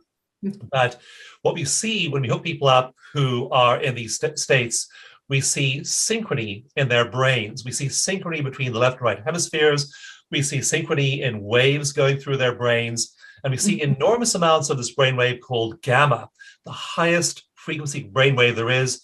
And it is associated with flow states. It's associated with joy, with creativity, with inspiration, with what's called binding, where you are pulling in ideas from all different parts of your experience into a coherent whole. So that's what you want to cultivate, is use these types of practices and then move into the state of synchrony and then be in that gamma brainwave state.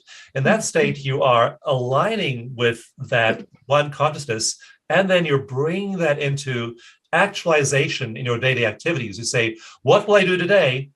That's an expression of the brilliance of that one consciousness. What can I do at the local level that is a reflection of what Larry Dossey calls non-local mind. You're a non-local mind in that state.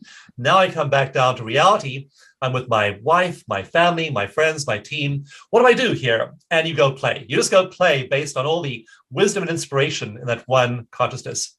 I was just going to say, Dawson, that's beautiful. And I think that there are a lot of listeners that are struggling in their day-to-day lives. Maybe they don't have family. Maybe they're about to, lose their job, or they're hanging on for dear life. They've got to make the mortgage payments, or just, find another leaf to put on their grass hut. Although I'm not sure that they're getting this feed right now, but they're feeling this in the ether. So from a practical standpoint, the way to infuse fun and flow and creativity, even into practical, difficult daily moments, there is a way to do this, you're saying, not to constrict the energies, but to stay open. And somehow, how do we do that? Again, how do we merge these worlds, if you will? Well, just take the most difficult thing that you have in your life right now. And so it might be an interpersonal conflict. It might be a financial struggle. It might be a feeling of overwhelm. It might be depression about the state of the world. Just look at the thing that most disturbs your inner peace right now.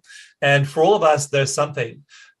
I sometimes meet people who are millionaires or even billionaires, and they're worried about stuff too. You think sometimes I meet people who are like stars, and you think, oh, it's an awesome person. And you talk to them for 5 minutes and you realize they're as traumatized as the average Joe. So we all have these challenges in our lives, but there is this phenomenon called resilience. How much resilience do we have in the face of all of the disturbances in our personal lives, interpersonal lives, and in the world? And people who are resilient have the inner strength to face these things. So resilience is like a muscle that you grow over time. You don't just one day have resilience. You can develop resilience. And resilient people are those who have inner resources. In one wonderful analogy I learned when I was living in the ashram at 15 was that if you take a bar of soap and squeeze it, either it's going to go up or it's going to go down. So when there's pressure, are you going to use that pressure, those difficult things in your life, to propel you to new heights? That's what resilient people do. In the face of trauma, people, about 2/3 of people who go through the fire, like I did when I lost everything in that about 5-minute period of that night in October of 2017, for about 2/3 of people, they experience what's called post-traumatic growth, not post-traumatic stress disorder. 1/3 of people do get PTSD, but 2/3 of people who go through those circumstances actually are like the soap that pops upwards. So if you are a resilient person, if you built resilience in yourself, then you are able to use those very things that are going to push other people under, and you use those for personal growth. The pressure's on, things aren't working out well, and you use that to literally propel yourself to a higher space, a higher state of consciousness, a higher state of being, a higher perspective. And there you have resources, you have abilities, you find that you have strength and courage and people and insights you don't have when you're bumping around at that local level. So it's resilience that makes the difference. And then you meet the challenges of life, and 2/3 of people have that ability. Fascinating term. Ervin, do you think that the world at this moment is in a post-traumatic growth? And I don't want to call it disorder, but a growth state, as Dawson is talking about? Or does it feel more to you still like PTSD? Or is it neither at this moment in your view? Not is, but could be. Okay. Post-traumatic growth is what I call upshift. Indeed. It is the same thing. And I think we can shift up because we are in a trauma, and after a trauma, we can grow. We are challenged in our very existence, and that gives us an occasion to change, to shift from the embedded old habits and mind patterns, think patterns and behavior patterns, to shift into a world which is more aligned with nature, with the universe, where people are more aligned with each other and with their environment, to become more normal, have the norm. We talked about in this podcast also 11 times about new norms. There is a norm in the universe, which is a holographic universe. Therefore, that norm is in us, in everything you do, and in every single being, in every quantum particle. That is that norm. If we can find that, if we can find it, because if we can allow us by meditation, by going in deeper into ourselves, by enjoying art, by enjoying nature, by engaging in acts of kindness and love, all of these things are bringing us closer to that norm. We have lost the norm. We have gone way beyond that. We have thought everything that you can do with technology and that can make money, we should do. No question about whether it's right or wrong and whether it's happy for others or not. If it makes money and it can be done, we can do it.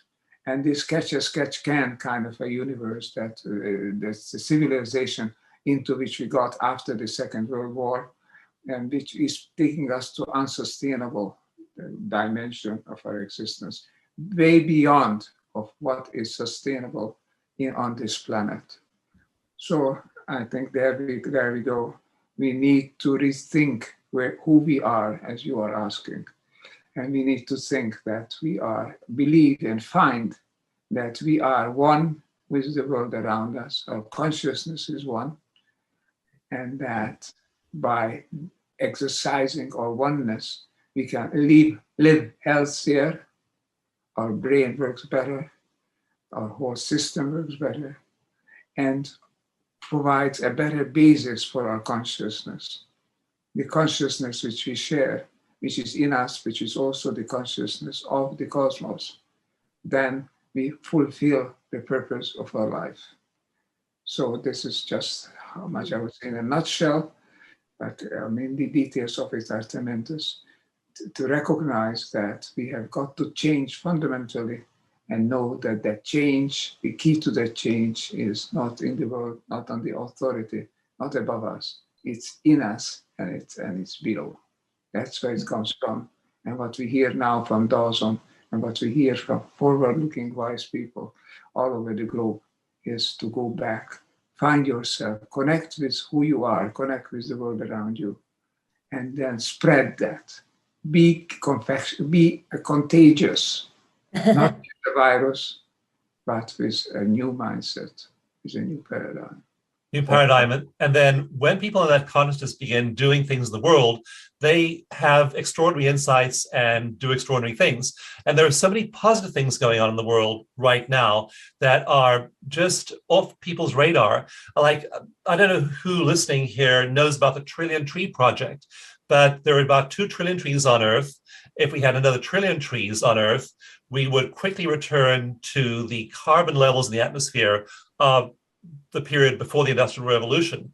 How do you get 1 trillion trees? Well, there are several huge initiatives to plant 1 trillion sustainable native trees in areas that are deforested. This is happening right now. Do we realize this is happening? Carbon capture. There are carbon capture companies. They're like giant big tubes sucking in air, precipitating the carbon out of it, using it to make things like bricks, and then sequestering that carbon from the atmosphere. Do you know how many plants there are like that? There are many in commercial operation right now. So there are all these things that are going on, and people are so focused on the problems. And I'm not denying the problems. I'm not trying to just ignore them or minimize them. They are grave and they are severe. As Ervin said, they are threatening the survival of our species on Earth. But there are all kinds of positive things going on as well, as people are connecting to that one mind, that great consciousness, and then they're doing things, they're getting inspiration, and they're getting insight, and they're getting creative ideas, and they're building businesses and nonprofits and organizations that are making a huge difference in our future. So it's worth, for every bad news story you read, I challenge you, go read 3 good news ones. There are so many of them out there, and you just have to go and balance this as you are viewing, to have a complete picture of what's happening in the world. Indeed. This is so important also for our listeners to understand, because Ervin has talked about this before, as has Fred. Does everybody on Earth have to wake up at the same time, which of course is not going to happen. That's just not the reality. But if a few people, like when you're on an airplane and you hear the announcement, put on your oxygen mask first before you take care of your child or your partner, whoever is next to you. In a sense, I think of that. For those of us that can put on the oxygen mask first and absorb these wonderful techniques like EFT, which I'm going to ask you more about, Dawson, in a little moment, or whatever resources we can find to foster and cultivate this inner life and this relationship to consciousness, the more that will spread, as Ervin is saying, virally. Contagion. This is the best sense. And there's wonderful stuff going on out there. Dawson, we're talking about healing techniques, and I want to hear a little bit more from you now about EFT, emotional freedom techniques. It's kind of an acupressure tapping that fosters a state of well-being. First, tell us about that, and then I want to ask you a question about that. But explain to us what that really is, what you do. Yeah, EFT is very simple, and it uses acupressure rather than acupuncture. So rather than needles, it is using pressure on acupuncture meridians. And so you tap or you rub, like this is on the small intestine meridian over here, and there are 12 of these meridians, and we stimulate all of them, and that's a key part of EFT. We also use elements of cognitive therapy and exposure therapy. So part of it is intentions, and part of it is remembering the bad stuff. And so if you remember the bad stuff, if you remember the traumas of your life, just work with traumatized people for so long, I go to the worst case scenario. People have been developmentally traumatized or severely traumatized, complex PTSD. These are very, very difficult conditions to treat in our mental health system. And they are accompanied by anxiety, depression, and all kinds of physical diseases.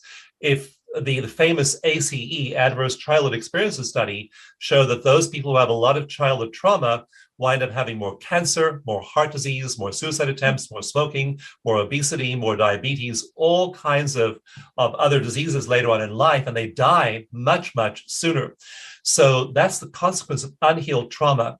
And these wonderful tools from cognitive therapies work beautifully, but when you add in the ingredient of acupuncture, acupressure on these acupuncture points, then we find people heal much, much more quickly. Like I worked with one, we've done over 30 studies of EFT for PTSD, many clinical trials, and they show that it is dramatically effective. And what happens to that caveman brain, that midbrain, the amygdala, the hippocampus, all those structures that process stress, is when you put people in an MRI and they think about something traumatic, they have a big response in the emotional brain. When you then do some tapping, some EFT with them on this acupressure, on these acupressure meridians, as well as the cognitive therapies, what we then see is put them back in the MRI, they think of the traumatic event, and there's no activation of the emotional brain. So it's really, really effective. And then what happens in the lives of those people is powerful. Like I worked with one young veteran who served in Iraq and was in the Battle of Fallujah in 2004. And one of his friends was killed. And he was a medic. He had the job after his friend's body was brought back in of cleaning the uniform of his dead friend. And this young man was utterly traumatized by, first of all, the smell. It had been out in the Iraqi sun for a couple of days, did not smell very good. He literally was running out of the medic's hut to hyperventilate, breathe, running back in to start cleaning the uniform and have to go back out again. And as he told the story, he was totally traumatized. His stress level was a 10 out of a 10. But he told the story and he did the tapping. So now he's thinking of the trauma and his reliving that terrible day and that terrible experience and all the sights and sounds and smells of his dead friend's uniform. And now he's also tapping. So what's happening in the brain is that it's getting the second signal. The first signal is the memory that traumatizes you, pushes you into fight or flight. The second signal is from the acupressure meridians that calms you and calms down the emotional brain. And then eventually people still have the memory, but they no longer have the traumatic response to it. So that in a nutshell is what EFT is and how it works.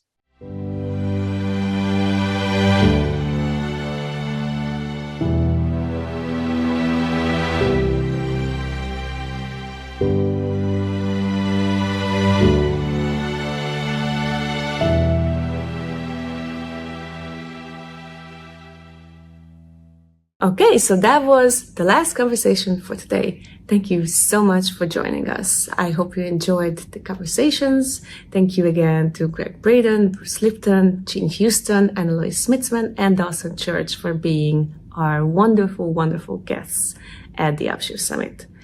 For tomorrow's show, let's get ready and make sure that you watched yesterday's Day 1's conversations. If you missed anything today, you will have the chance to rewatch it. And tomorrow we are going to keep going and have even more upshifting conversations. Thank you so much for joining us today, and make sure that you are subscribed to our YouTube channel. Make sure you're following us on Facebook, and you can also join the private Facebook group. And in there, you're going to meet with other like-minded people and you can talk to each other. It's a little bit more an intimate setting. So everything's in the description. So check that out. And after you've done that, I hope you already read the free PDF ebook that's titled Our Sacred Mission by Dr. Ervin Laszlo and friends. Again, thank you so much for watching the videos.